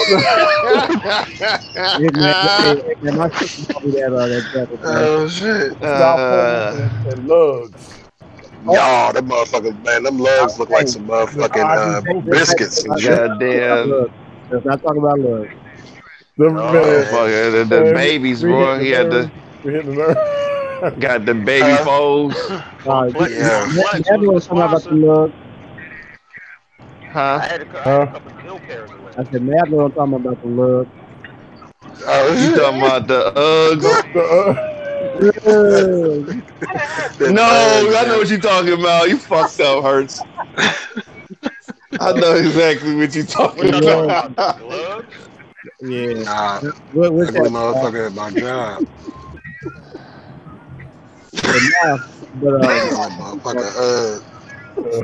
She is ugly as shit. I work with him, but oh man, her say shit, dude. A lot of that stuff was regional, man. Like I remember going to Florida for the summers and shit. Like Charles was talking about how we used to wear the bows and bugle boards and all that stuff was going down to South Florida, and them dudes I never still just rocking just basic white t-shirts and like lead jeans shorts and shit and flip flops. Like y'all niggas, like my cousins, my other cousins was like, man, y'all niggas always be getting fresh. Like that's the way of life when we that's how we get down. We ain't used to just we ain't rocking a jeans t-shirt. We probably rock a jeans and a regular basketball shorts instead, nigga. But we ain't wearing that shit out in the dark. Like, are those bugle boy jeans you're wearing? So like he was like, man, y'all niggas, the girls used to like us because we used to always like, man, like all our shit was color coordinated, we matched the shit and everything was fresh. But then that wasn't a thing down there then. But as time progressed, I would go down there every other summer. You would see like, people would be getting up on their fashion shit, and it was, kind of crazy. That's Florida though, man. Yeah. That's Florida though. That's why I'm glad I was born Florida, up north, East Coast. Them niggas always. Where were you at in Florida? Don't tell me you were in the Panhandle. The V-neck white Hanes t-shirts and shit. And like if they didn't have regular jean shorts on, it was like homemade jean shorts. Yep. And we was looking like, damn, nigga, my cousin. I told my cousin, these niggas around here rocking the Federal Oak shorts and shit. Okay, so question around 98, 99, was y'all wearing the whole Carpenter jeans shits? Yeah, I'm sorry. Yeah. You talking about car and shit? No, Carpenter jeans. The 5-pocket jeans. Oh, you mean with the side, they had like the little thing on the side. Oh, the shit you keep your tape measure in. Yeah, painter jeans and shit. Yeah, we basically call that cargo now. Yeah, cargo. Well, not really, because cargo jeans just got pockets on the side. Yeah, Carpenter jeans had like you can hold tape measure pockets. Yeah, and it had a little ring on the side for your hammer and all that shit. Yeah. So we used to wear the Carpenter jeans and put our pager on the fucking side pockets. You run for the bus, this shit be on the block you was running on. Everybody levels be all off. Some niggas real high pitched and loud. What Wallace said. We need to start having our hangout. Oh shit. Nigga, you the lowest. Mixing the podcast. Yeah, you the lowest one, dude. Right? I hear everybody fine. That is my point. You was the loudest one. Now it just tapered off. Mitchell said that just proves my point. Exactly. Y'all proving my point. Because it sounds like Hurts is down. You remember that shit from The Living Color? Yeah, it sounds like Hurts is talking away from his phone. It sounds like his phone is in one room and he in another. Really? Nah, you sound fine to me. I'm right on. You sound like that. You got the funhouse mirror. You sound like your phone is in your trunk. You're in the Holland Tunnel. Hey, when you in the Holland Tunnel. You put the joke in the Holland Tunnel.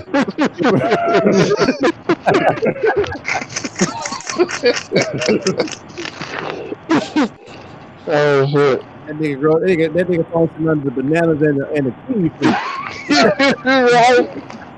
Hey, what's up? It ain't the phone. It's probably the Bluetooth. Yeah, it's probably the Bluetooth. Oh, okay. Damn, yeah, you got louder all of a sudden. Yeah. I'm saying for one moment you were talking about the. I'm sorry, Wallace. What's up, Wallace? All right. Who that, Wallace? What up, man? Nah, see, he sound crazy as shit right now. He don't even I can't even hear Wallace. Yeah, I can barely hear you. I'm driving, man. Okay. He said he's driving. Can y'all hear me now? Yes, sir. Yeah. What's going on, man? Hey man, you showed up a little too late, man. We need you for musical guidance for the week, man. What happened? You know what? Somebody took my platform. I got a friend. I got a friend that I'm cool with, and not only does he put the names of the albums that come up, but he put all the pictures of the album covers and shit. Yeah, I saw it. So I'm like, go ahead. I'll just share your shit. I'll just share your shit. Oh shit. You know, hey, I'm an innovator. I want to offer my condolences to you, man, on the passing of the man. I read the article that one guy had posted up, man. That's really hard to tell, man. Like, it's the For the people who didn't read it, give us some context, man. So, I couldn't get through it, to be honest. I don't even know what y'all are talking about. I have a friend that is 4 years older than me. He was really my brother's friend. My brother is 4 years older than me, and I was kind of like everybody's little brother in that crew. I was the youngest one out that crew, and one of the guys died, and he was a real good guy. I mean, his death was relatively sudden. Nobody really knew he was ill and stuff like that. And today we got together in the hometown, and all the fellas kind of came back together and kicked it, and it was real cool, man. It's just my whole thing is I just want to continue to kind of preach this gospel about you got to make sure, man, that you tell people how you feel about them and live positively. God damn, what's going on? Is somebody opening the newspaper? What you hear? No, but I'm saying just live positively and enjoy each other, man, and be thankful for every day.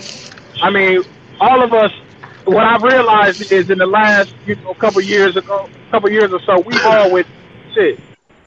We've all went through some shit that, whether it was a health issue, whether it was a death, whether it was just a big change or whatever, we've all really begun to kind of depend on each other, man, for that, to get us back to our square. And I think that's real good, man. So, yeah, shout out to my man who did that. His name is Ennis.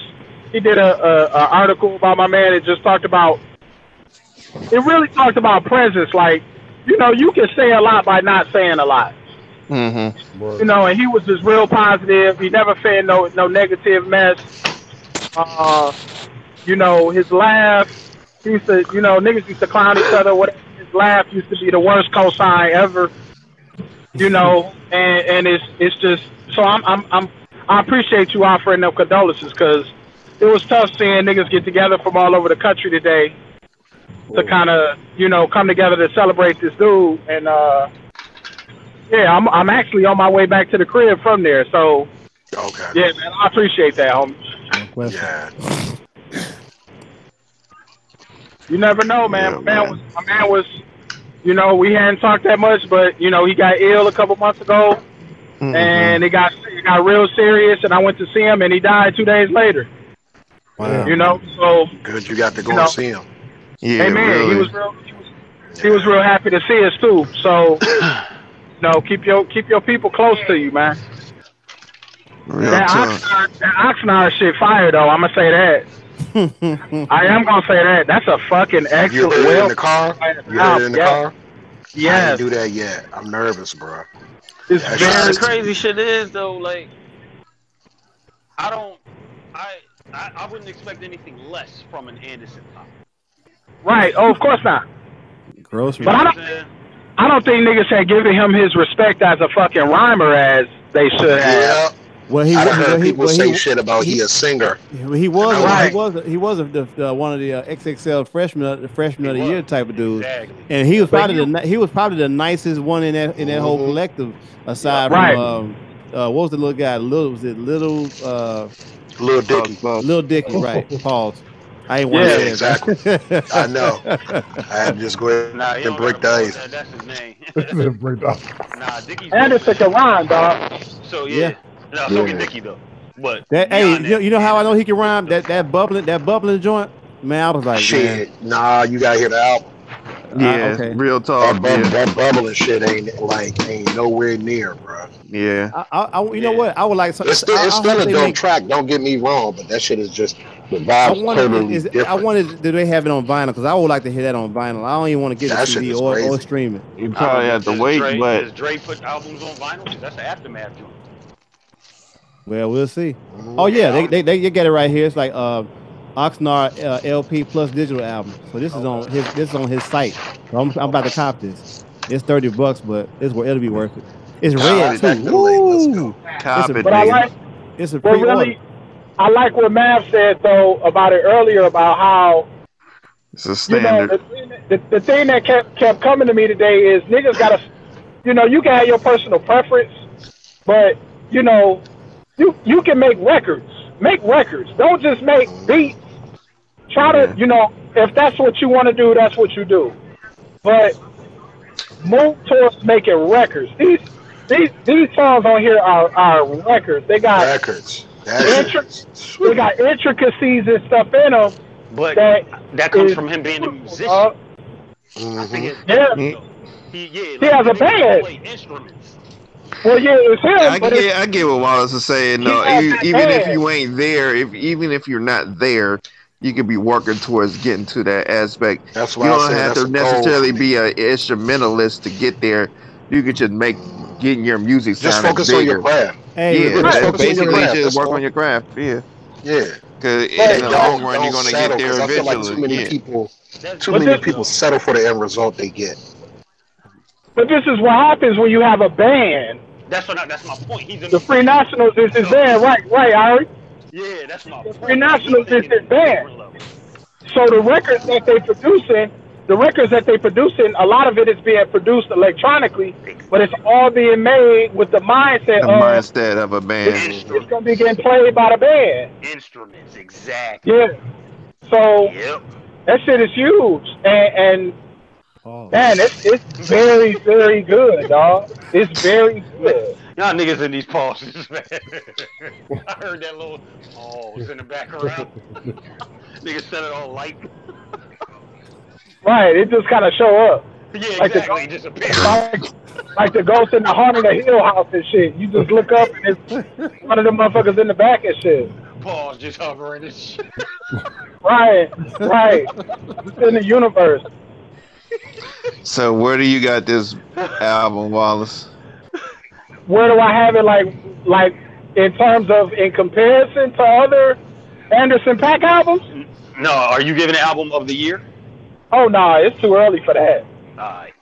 I done chilled out on that grandiose ass shit like that. Cause shit gotta ride for a minute. Like I haven't even really, I'll be honest, all that shit that came out a couple weeks ago, I haven't even digested all that. I haven't digested the Currency and fucking Freddie Gibbs shit yet. I heard it, but I haven't really jumped into it. As far as personal taste, I fuck with Dre, period.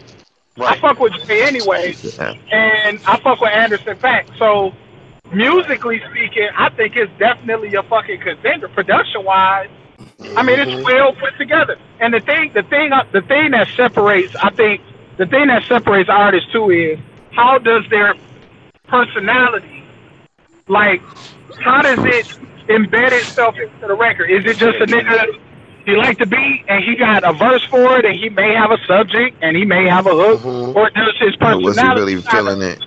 Yeah, does that push through? Yeah, he damn sure was feeling the shit. And that's where a lot of people don't focus on. Right. And another thing is being a risk taker too. He took a lot of risks.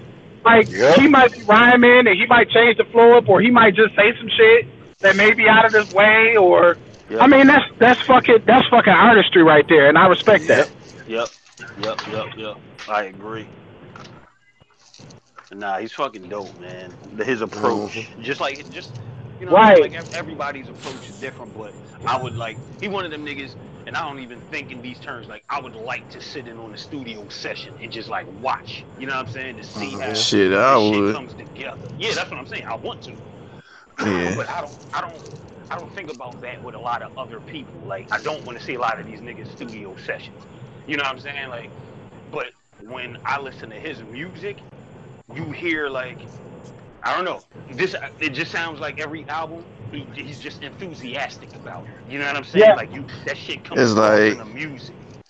It's like him, Terrence Martin, Arnold Cast, like yeah. 1500 or nothing. Shit, like that. If I'm gonna pay to be in a session, that's the fucking session I'm gonna pay to be in. Right. Like, but if I could say, I feel like the West Coast is making that musical ass hip hop to me right now. That K Tronada fucking all that Anderson .Paak, all that shit. That West Coast shit to me is just very musical. But K Tronada's from Montreal. Who? K Tronada's from Montreal. Oh, okay. Right, but K Tronada mostly works with artists from the West Coast. Yeah, but Thundercat, 1500 or nothing, Anderson .Paak, you know what I'm saying? So that's why I didn't know that, but I would assume that he would be from the West Coast. Oh, okay. Right. And you know what? So I think I finally discovered like what my problem is starting to become with Kendrick, and I love Kendrick, but sometimes I think like the way he morphs his voice and all of that shit, sometimes it comes across like a little dry for me.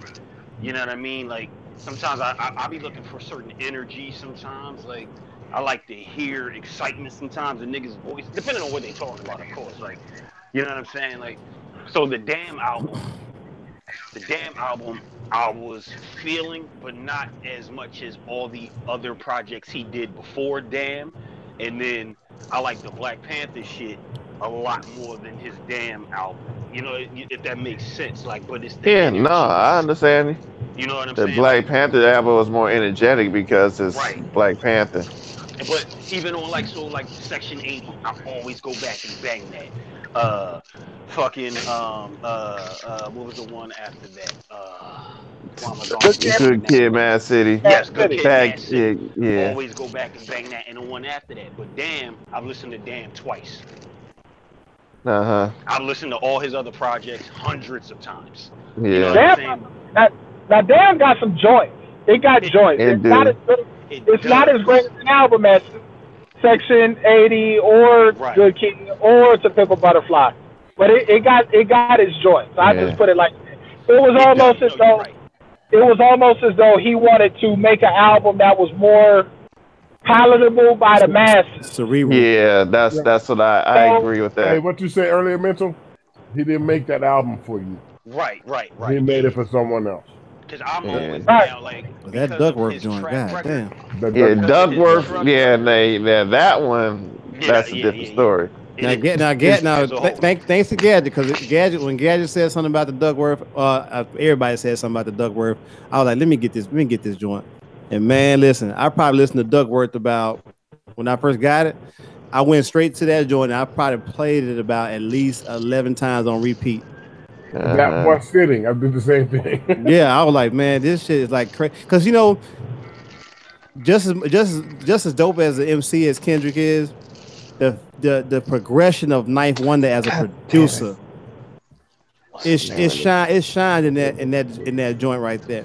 Right. Like when you listen to the listening, then you listen to Duckworth, anything from the listening to Duckworth, man, it's so much. Let me choose the right words here. It's so much progression, in that. Yeah, I didn't want to say that word. You gotta choose your words carefully around here. I can't have an adult conversation around here. Hey, Hurst, have you listened to the first mixtape that he made? Well, basically the only mixtape.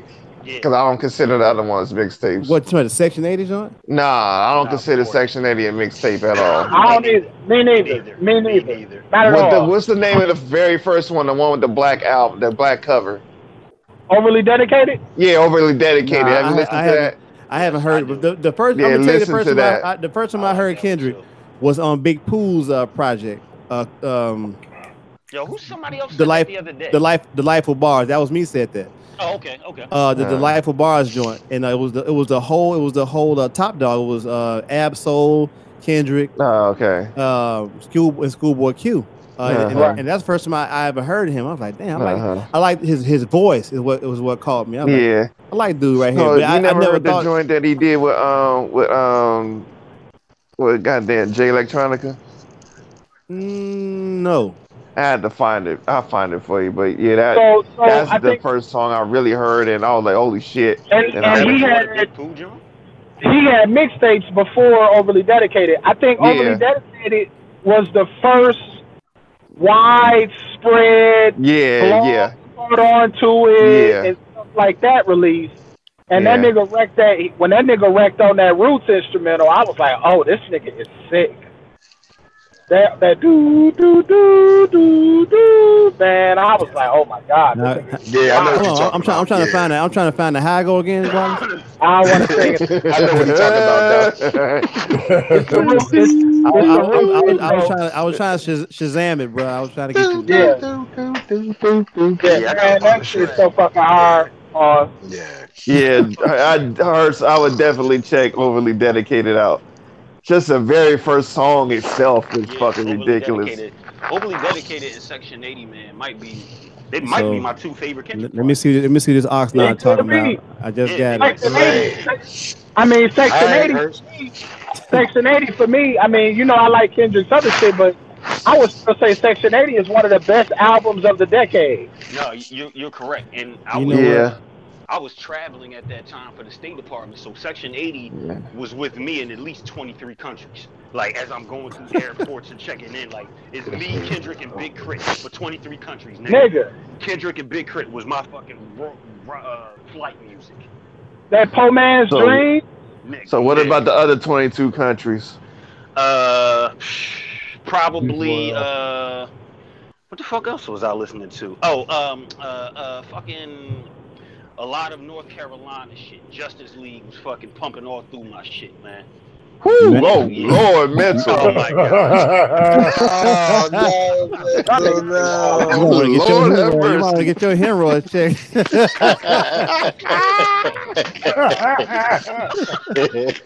Mental as fuck you. You're cool. Fuck you and I'm out. Fuck you. Yeah, the way RCO said, oh, Lord. Hey, I know it's a crime to chop up some new shit, we hear. It's about to happen. Huh? You already heard something? Bro, I've already heard something. So did I. Who said it was a crime? Fuck both of y'all, man. Chopping up new shit ass niggas, man. Hey, what's got wrong me with wanting to do shit? that. Got me wanting to do that. I'm just saying, you got me wanting to do it. Yan can cook, nigga. Yeah, but that man, listen. I can tell you right now, this is gonna be my soundtrack for tomorrow because I got a lot of running around to do. That's something else. That's something else. The joint. You talking about I just bought the vinyl for it. Okay. I just pre-ordered the vinyl, so I'm just I got the. It came with a. It was for $30, but it came with the digital download and the album. The album's on pre-order though. Hey, push that A. I'm listening to it right now. I'm going in and out of consciousness with this mute button right now, so it won't spill over into the feed. Hey, listen to that joint that I put in the chat, especially you, RTO. What joint? It's some horns and the old age joint. It's I will tell you at the end of that motherfucker. Oh, at the end. Yeah. I need to re-listen to it. But don't listen to that shit. What song you talking about? Who he said? What's dude's name? It's some dude in the singer that I heard. I can't remember his name. And who? Joint called Old Age. Sir, yeah, Sir. That's why I'm like, Old Age ain't on this Oxnard. You talking about the Sir project? No. It's 2 different songs. Yeah. Man, this chick got a long torso, nigga. Hey, what's up? Niggas old age on. Hey, have y'all talked about the Jamla tape? Who the fuck? Yeah. No. Wallace. Yeah.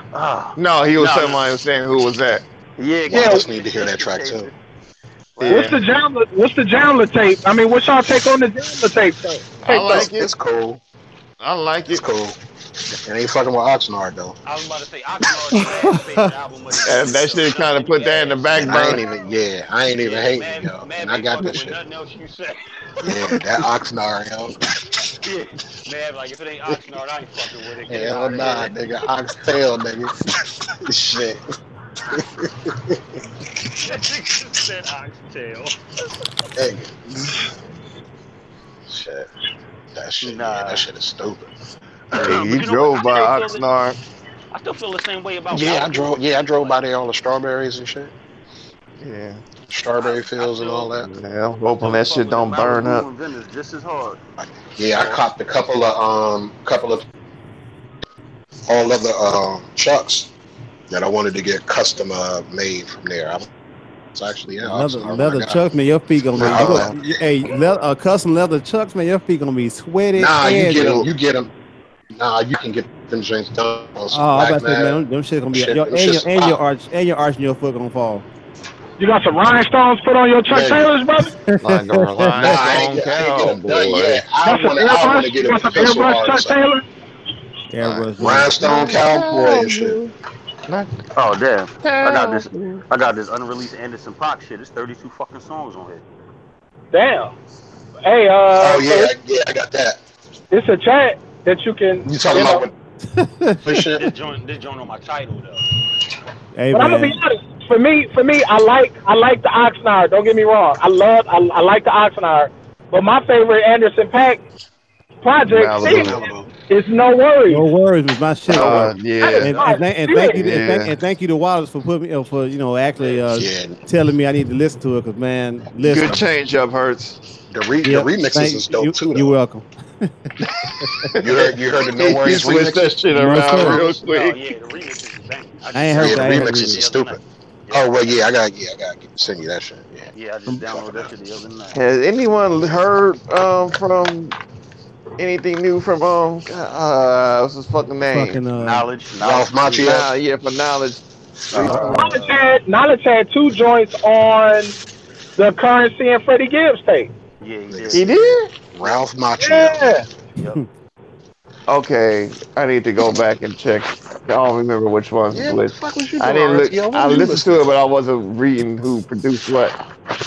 Trolling like shit. It'd be hard sometimes to read who produced what. That's the only fucked up. Hey, because I had to go to Genius and shit while the shit is playing and go. Shit, I don't feel like doing all that shit. They don't do a good job of posting that shit on because when you streaming some shit, it's hard for you to get a. Yeah, when you streaming stuff nowadays, it ain't you can't. It's not like when we would go buy CDs or we even with vinyl where you can see all the personnel on the project. Like now it's you playing the Mystical Man right here. Yeah. Wow. Shout out to Knowledge though, man. But that nigga came up. He got that placement on that. He got that placement on that Pimple Butterfly. And yeah, Mama was ridiculous. When I first heard that, I was like, holy shit. We both was sitting there. We was playing that in the car. Like, I don't know who did that, but geez. I had to go find that shit out immediately. Yeah, Mama was crazy. That's one was remixed. Somebody asked me, I was out and about, and I was at a function. And this MC that lives here named Payu was like, hey man, have you heard this Kendrick joint called Mama? I was like, nah. He said, man, I want you to listen to that. He said, because when I hear that, I think about you, what you do. Mm-hmm. I was like, for real? He's like, yeah. And I was like, nah, I ain't buying that shit. Hurts, man. I don't believe that shit, man. No, sir, I don't believe it. Hurts got the Steve Smith stiff on. Yeah. Right. Fucking Heisman pose. Yeah, I ain't getting jiggy with this shit. Yo, look. Speaking of that nigga, Michael Blackson real quick. Have y'all heard his regular accent? Yeah, that's an accent. I mean, that's a character he's doing. That dude, I've seen him on Point of View. Yeah, he wasn't on court. It wasn't like on court and shit, just talking normal. Joe Brown, he's on Joe Brown. Yeah, but a lot of people had never heard that shit, man. Man, I remember Michael Blackson in 90, maybe 91. He used to do Comic View. Yeah, and he sure did. Well, so when I saw the resurgence of him, I was like, wait a minute, man, like that's the old boy. That's the old boy for Comic View, but he sounds super African. Yeah, ever since I heard his real voice and shit, man, like the Michael Blackson shit just don't be funny anymore. Yeah, I mean it's a character though, you know. No, I feel it, but you know what I'm saying, just certain shit. It was like, it wasn't like butt gusting funny in the beginning. Anyway, it was like funny though. But then once you hear it, he sounds like me. It's like, I'm cool. Damn. Yeah, somebody right over there hiking a body part. Somebody in the dungeon's lair out there. Word. Yes, and he just be mother sucker all the time. Yeah, because what he's saying ain't really funny. Mother sucker, some shit. Accent. Yeah, it's like, okay, man. I feel you. Hey, I was gonna say, man, pick your phone up, man, like you looking down at the dead body or something, Blop is still funny though. Huh? Blop is still funny though. It's still fucking hilarious. What's that lotion for, man? Oh, no. Keep a little jerkins on his desk. I feel you. Talk to him, Alex. Not jerkins, you gotta moisturize, brother. Hey, I know I'm going to get the ashy cold, man. I know. I'm like, man, don't know nothing about that. Nah. Have y'all seen the video? Y'all seen that? Yeah, that fucking. I think come on, Ronnie. Have y'all seen the video that Gadget had on his page with the alien? Yeah, with the jerk. Oh, that shit is funny. That's what I thought. Yeah, we don't got it. We take it back now.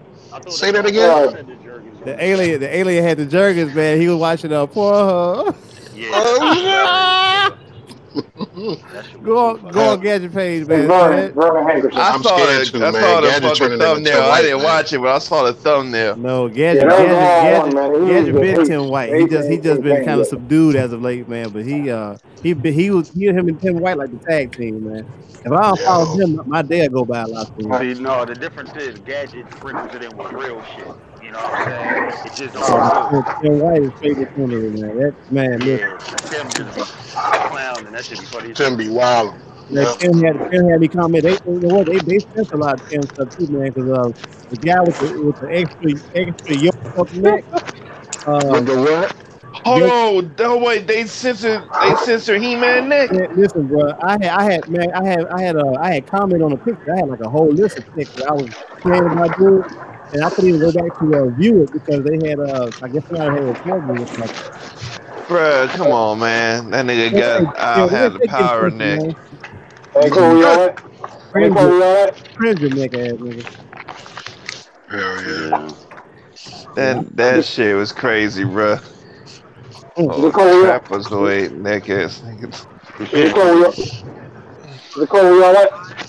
Nigga neck was like a thoroughbred. Yes, it is. Basically. Everyone like Jabba Jaw, man. I think Wide-Body's asking, is it cold where everybody's at? I thought he was talking to his people at work. Man, I ain't even giving Wide-Body a response, man. He trolling. Fuck that shit.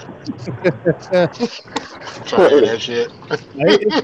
Yeah, Wide-Body. It's actually, to answer your question, it is quite cold for me. Oh, yeah? For real? Shut up, RTO. Nah. It's 64. That's a great weather. I like that weather. Nah, bro, it's 43 degrees. Nah, I don't fucking way 43 degrees out there. Where he is, it might be. It was cold. We was out there, so I believe it. Sure was. You're right. Yeah, I told you it can get below. It gets like 35 at times. Like, alright, so look, you pushing that RTO. I'm not. We do get 30s and shit. But 30 ain't that goddamn cold. I didn't say it was. I'm just saying that's for us. That's about as cold as it get. Hey, when you use warm weather, that is extremely cold. Cause my dad come in his military jacket when it's like 55 degrees. I'm like, man, it's not that cold. I'm like, it's only 9 o'clock and it's fucking 43, so it's going to be in the 30s by the time that fucking bitch 12 o'clock. That goose on. So here these people out here complaining about the cold weather. Nigga, I had a bear jacket. 64 ain't shit, bro. That's football weather. 64. Yeah. No humidity, nothing. You just gotta throw a hoodie on. You good? Shit. Yeah, that all day. It snowed here yesterday morning. Damn, man. Snowed in this piece of shit too. Yeah. Shit, mental no. Shit, that boy had the chills. He had to put on his jacket the whole time. Word, man. I wasn't feeling that. One of our bed spread off the bed, man, was outside, man, while he was smoking. Man, word. I was not They had a feeling hoodie that. and a bed spread. Damn. Yeah, it's cold than the motherfucker. That's what Vince was saying. Yep. Hell yeah. Yo, hey, man, they had to sleep on outside. That's funny as hell. Well, you know, you can never have shorts on and shit. Everybody else, well, I have on shorts too. That shit was cutting though on the top of that hill. Yeah, what's up, wild about it? I didn't get the MS-20, man. I got the Arturia joint. I have a question. But,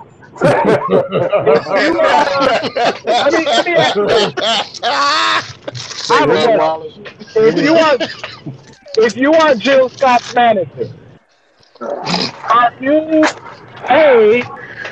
you booking a 15-city tour right quick? Yeah. Shit. Are you encouraging her to do that at every show? Let me stop before you get yes too far. and yes. She already does that at her show. That's nothing new. That's not new though. That wasn't new. Get on Playboy. That's her show anyway. She could be Playboy right now if she wanted to. You know what it is? It's just that we in the age now where everything is being oh, someone got dropped. Everything is being recorded. That's been her show for years. Yeah. There's nothing new. Yeah, it's not something that happens every time. It's happened.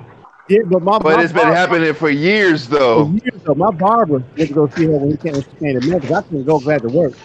But when I was with a haircut, I asked her, man, well, how was it your house? I missed it. He said, man, I cut my hair. Explain to me what she was doing on stage. But that may be true, but if you are her manager, are you trying to book her for a 15-city tour right quick? Yeah, $300. Yeah, I'm like, cause I mean, there's no issue with it. No, it's gonna gain more people. Now that everyone, the shit went viral, so she buzzing right now. So fuck I'm a book more shows. I don't think it's gonna help her. I don't think it's helping her like that because she's already consistently touring anyway. Yeah. So, I don't think she'll pick up 15 extra more dates. I got a question. She should do Playboy right now. That's what she's doing. Now, that's a statement. If her manager can request for private shows, okay, I'll take those because those payouts gonna have to be a little bit more than what she's going to a venue for. Yeah, I think she's asking for more money right now. No question. Yeah. Oh yeah, price is going up. If I had 20 fees to spend on just her to do a private show, hey, that's gonna be 20 G's well worth it. Now, if he was asking if she try to book a gig performing at porn. Nah, I don't think con or some shit in Vegas. No, let's just say singer for porn con. No, not performing. RTO? Goddamn. RTO Hefner and shit. Like at the man, I'm just talking about the damn Vegas the porn con or whatever this shit's called. Oh yeah, I got you. Yeah. Nah. She shouldn't fuck her brand up doing that. But I think that this whole situation it did encourage conversation on the internet about big girls and sexuality. And I don't know why. I mean, big girl always been beautiful. It was good. Yeah. I'd take it. Yep. True. What is it? But you know, but what it is though, her confidence, statue on the your way ass. she carries her, how she carries her being plus size or whatever. She carries that like a badge of honor in your house. So, right. I told somebody before, she's got to put Vaseline on her face up for a video and shit. Like, she always been like, not saying that's the same equates to her doing the, the what she did, but I ain't surprised by that. It's just funny to me how how we got this relationship with sex where it's like, yeah, it's taboo. Like, it's taboo to see a woman acting like she's performing oral sex on stage. I love it. That's because America sucks, bro. But secretly, we watch that shit constantly. Yeah, but I love it. You know what that is? You know stuff like that. People, and might ruffle some feathers by saying it, but it's the truth. People who the prudes who the Bible thumpers and people like that. That's who find that offensive. Like you said, and we engage in sexual behavior is probably a good percentage of our time. Ain't like this. If you got significant other, so it's like it's not that this is a foreign subject to you. It's just that you're being a prude about it, and like like most people that find that offensive. Let me rephrase that. Most women that find that offensive, they gotta be the ones who ain't putting in that kind of work because I don't see how if you're a woman that practices oral sex, I don't see how you don't champion that. Yeah, girl, high fiving and shit, but the ones who got the most to complain about are the ones who ain't doing it, and a man's watching the video like, okay, so why you ain't doing this? So now, now you being held accountable because this here that's probably a couple of sizes smaller than you. Like I was telling my homeboy this a couple days ago. I said the more beautiful a woman appears to be, is gonna be. And I said the more that she appears to be beautiful, the less things she's gonna do for you sexually because she's caught up on how she looks, and she ain't gonna get down and dirty when it comes down. She don't give a fuck. Church. Right. That's Hey, you hit the nail on he said prude. That prude. That's definitely. I don't really be. Eye candy is one thing I'm not totally enamored about. If I get you on, I'm wanting you to pull out all the stops. But like I said, if you like a lot of these Instagram model chicks, they good for just flaunt. But when it comes down to the nitty gritty, they ain't gonna be game for it. Nah, hell no. She making all the balls. She making all the non-ball jugglers look bad. Non-ball jugglers. I don't like so. But I'm with you though, Wallace. If new and I'm just talking about the shock factor of her doing this, and I'm like, but everybody watches the shit constantly on the internet.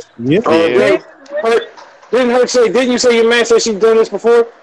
Yeah. Listen, my daughter went to the show here, and she has a song. She has a song called Crown Royal, and Crown Royal is about getting done in. So she performed that on stage to the point where she did such a sexual demonstration with it that the girl he was with, it got her aroused. And after the show, in the parking lot, he got topped off. So it did its job. Exactly. So it did its job. Shit. So, but I'm like, the thing is, what's funny is that I've never been into. I know who Jill Scott is, but I went to the concert with an old girl. He said, "Man," he said, "Bruh," he said, "You know about Jill Scott?" I said, "Yeah, I rock Jill Scott stuff." He said, "Have you ever heard this song called Crown Royal?" I was like, "Yeah." I said, "That's a bumping song." He like, "Yeah, she did that thing." So he had to start cutting my hair to explain me what happened. He said, "Man, she don't say anything." She's like, he like, man, I was like blown away. I didn't know. I was like, yeah. That's what we talk about in music all the time. And so, it's not to me. This is about the people who are not that in tune with what a lot of artists do. It's like Millie Jackson back in her day. If Millie Jackson said she was doing something, she did it on the stage, you ain't surprised because she talked about it. Real talk. So here's a question. Think about it like this. Consider what hip hop's relate, and it could be music overall. And I mean, definitely, I understand what you're saying with Millie Jackson. Well, what is hip hop's relationship with oral sex? Bro, fellatio. Are you fellatio interference?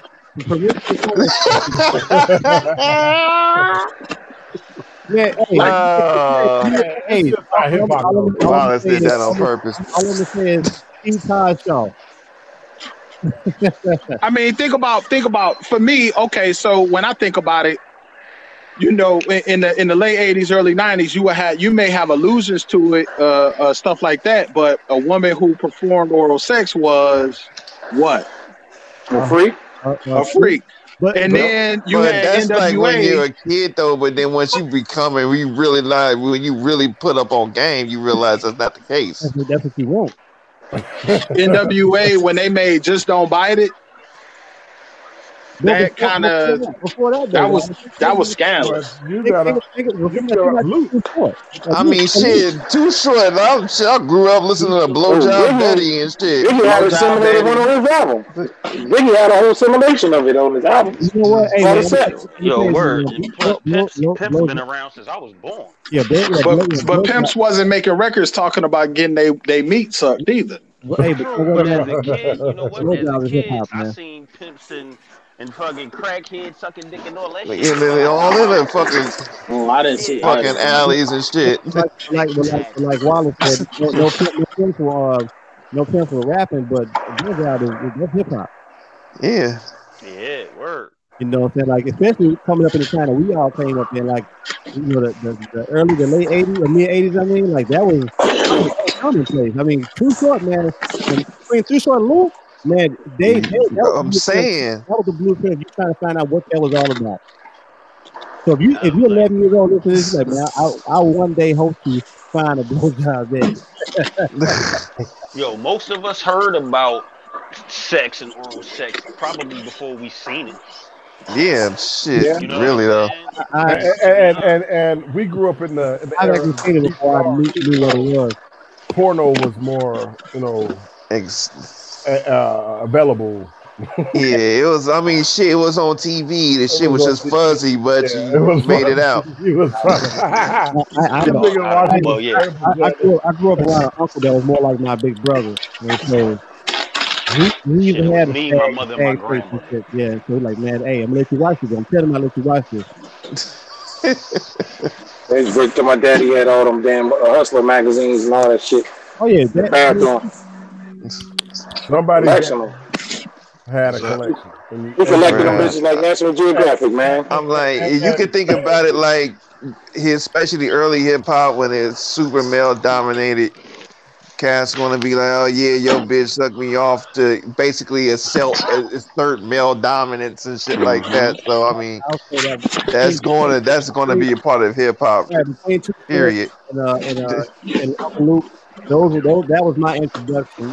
We went to sister. Oh man, come on, bro. Like I had an older cousin, man. That he wrote the lyrics out for me and his brother for us to learn the song. This was like 80. 6 or 7, something like that. But anyhow, that was like not like man. I mean, I don't get it. Like everyone's all sensitive and shit. We got the people with the transgender trying to get rights and everything's out there. And like we're just like they pick their spots, man. Like women, you know, it's like we're born. It's like nowadays people are born without a layer of skin. Like everybody missing the epidermis. Like everything is like nerve endings. You know what I'm saying? Like there's no skin no more. People got just a peeled back epidermis of nerves and stuff. Everything touches the nerve. Yeah. Goddamn. Motherfuckers just got exposed nerves, man. and exposed nerves, you touch it hurts. So Yeah. Yeah, I'm like, cause a lot of shit niggas be saying ain't all that damn serious. That's all Jill Scott shit ain't all that serious. It ain't. I'm like, Janet did basically the same shit. Yeah. Be not even that. I'm talking about when she was dry humping the fuck out of old boy. Man, but when it comes to black people and sexuality, it's like other ethnicities. It's like it's like it's taboo. It's taboo. Yeah. they, it's like I don't know, it's crazy when I think about it. Because is that even white guys who are into black girls secretly, even white boys got to shout. Right, you know what I'm saying? Like they love it's something that they want undercover, and they wives know it, so then they wives feel insecure about it. Now it's a trophy piece. You got a bad white chick on your shoulder in your hands. That's a trophy piece. It used to be like that, man. Hey, think about this. Thomas Jefferson had kids by a slave. It was something that they was doing that the niggas weren't doing. Like you said, it's good enough to have that fantasy to fulfill that fantasy for, but in terms of being that arm piece, being that having a woman that visual of having that woman, it's man. I've had white men that didn't want their coworkers to know about it. I was just a sex tool, behind closed doors. I wasn't going to the movies with her. She wanted it, but she didn't think the world was going to accept that shit, and she didn't want to fuck up whatever reputation she had being seen with a black dude. See, behind closed doors, she wanted it all day. Not just me, but I'm saying, who knows how many other people have done that. But, now, like Clark said, it's taboo. When it comes to us, like, that's why people are threatened. Like, what was it? It was a teacher that man had on this nice outfit one time. Oh yeah, they flashed on because it was too revealing and shit. But you know why that is? Because subconsciously people have this they have this inferiority complex when it comes to black women and that the curves and whatnot. Because she wasn't showing no cleavage and nothing. It was just showing her curves. Her curves. Even black women that they don't have that their bodies don't match up to that. And she's just doing this. Not just probably out of jealousy. I had a teacher like that when I was in second grade. Yeah.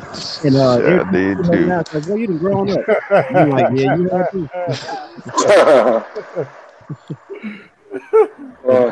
Aren't you over there reminiscing? I have only two. Yeah.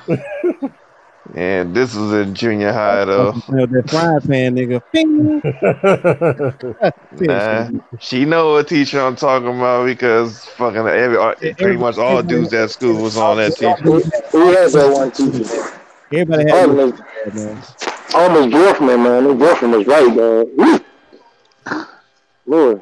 Not me, man. I had old hag ass teachers. These teachers I had, man, their grandchildren was in my class, man. Damn, man. Hey, when you just retire? When you just retire?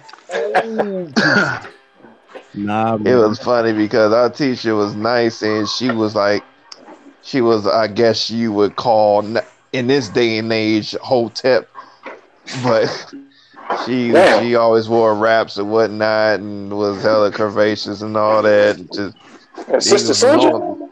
Nah, it wasn't like that. I mean, she just wore hair wraps and whatnot, but she still looked good. It didn't take away from her beauty. Actually, I love that shit. That shit sexy, bro. I like the hair wraps, bro.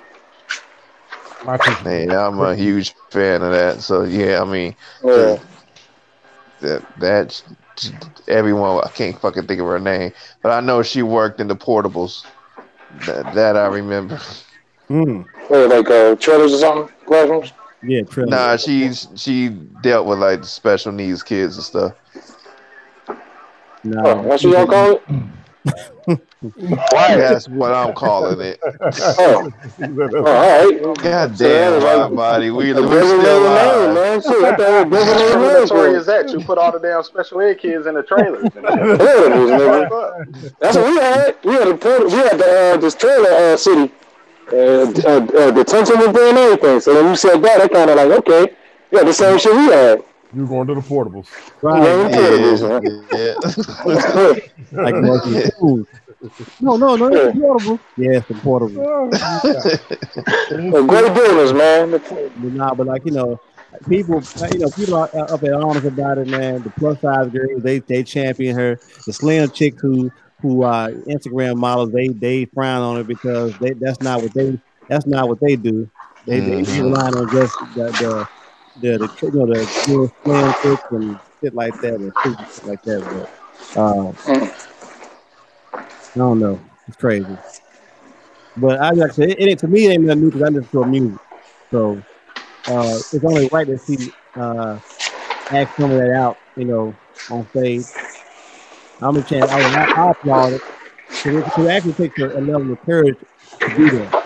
And because she still has a mother that's still alive. She has a grandmother that's probably still alive or whatever, and niece and nephew. Although I don't think she has no niece and nephew. I'm not certain, but people that look up to her. You know what I'm saying? Like, well, it takes a certain level of courage to be true to yourself enough to do something like that. To suck a dick on stage. She would have a dildo or something. I think it's out there putting her out there like she's Sojourner Truth and shit. Damn, I ain't that name in a long time. No, I'm just saying, what? It's time to say goodnight to the chat. I see she got like a real dildo up there or something. Gemini, what's up, Gemini? DJ Rec. Gemini. Yona, what's good? Who else we got here? Davenport left the building. Nightcrawler. Yeah, Bird from Arizona, what's good? Malik X, what's good, brother? And Jelani Beats. And I think that's about it. Good night. All right.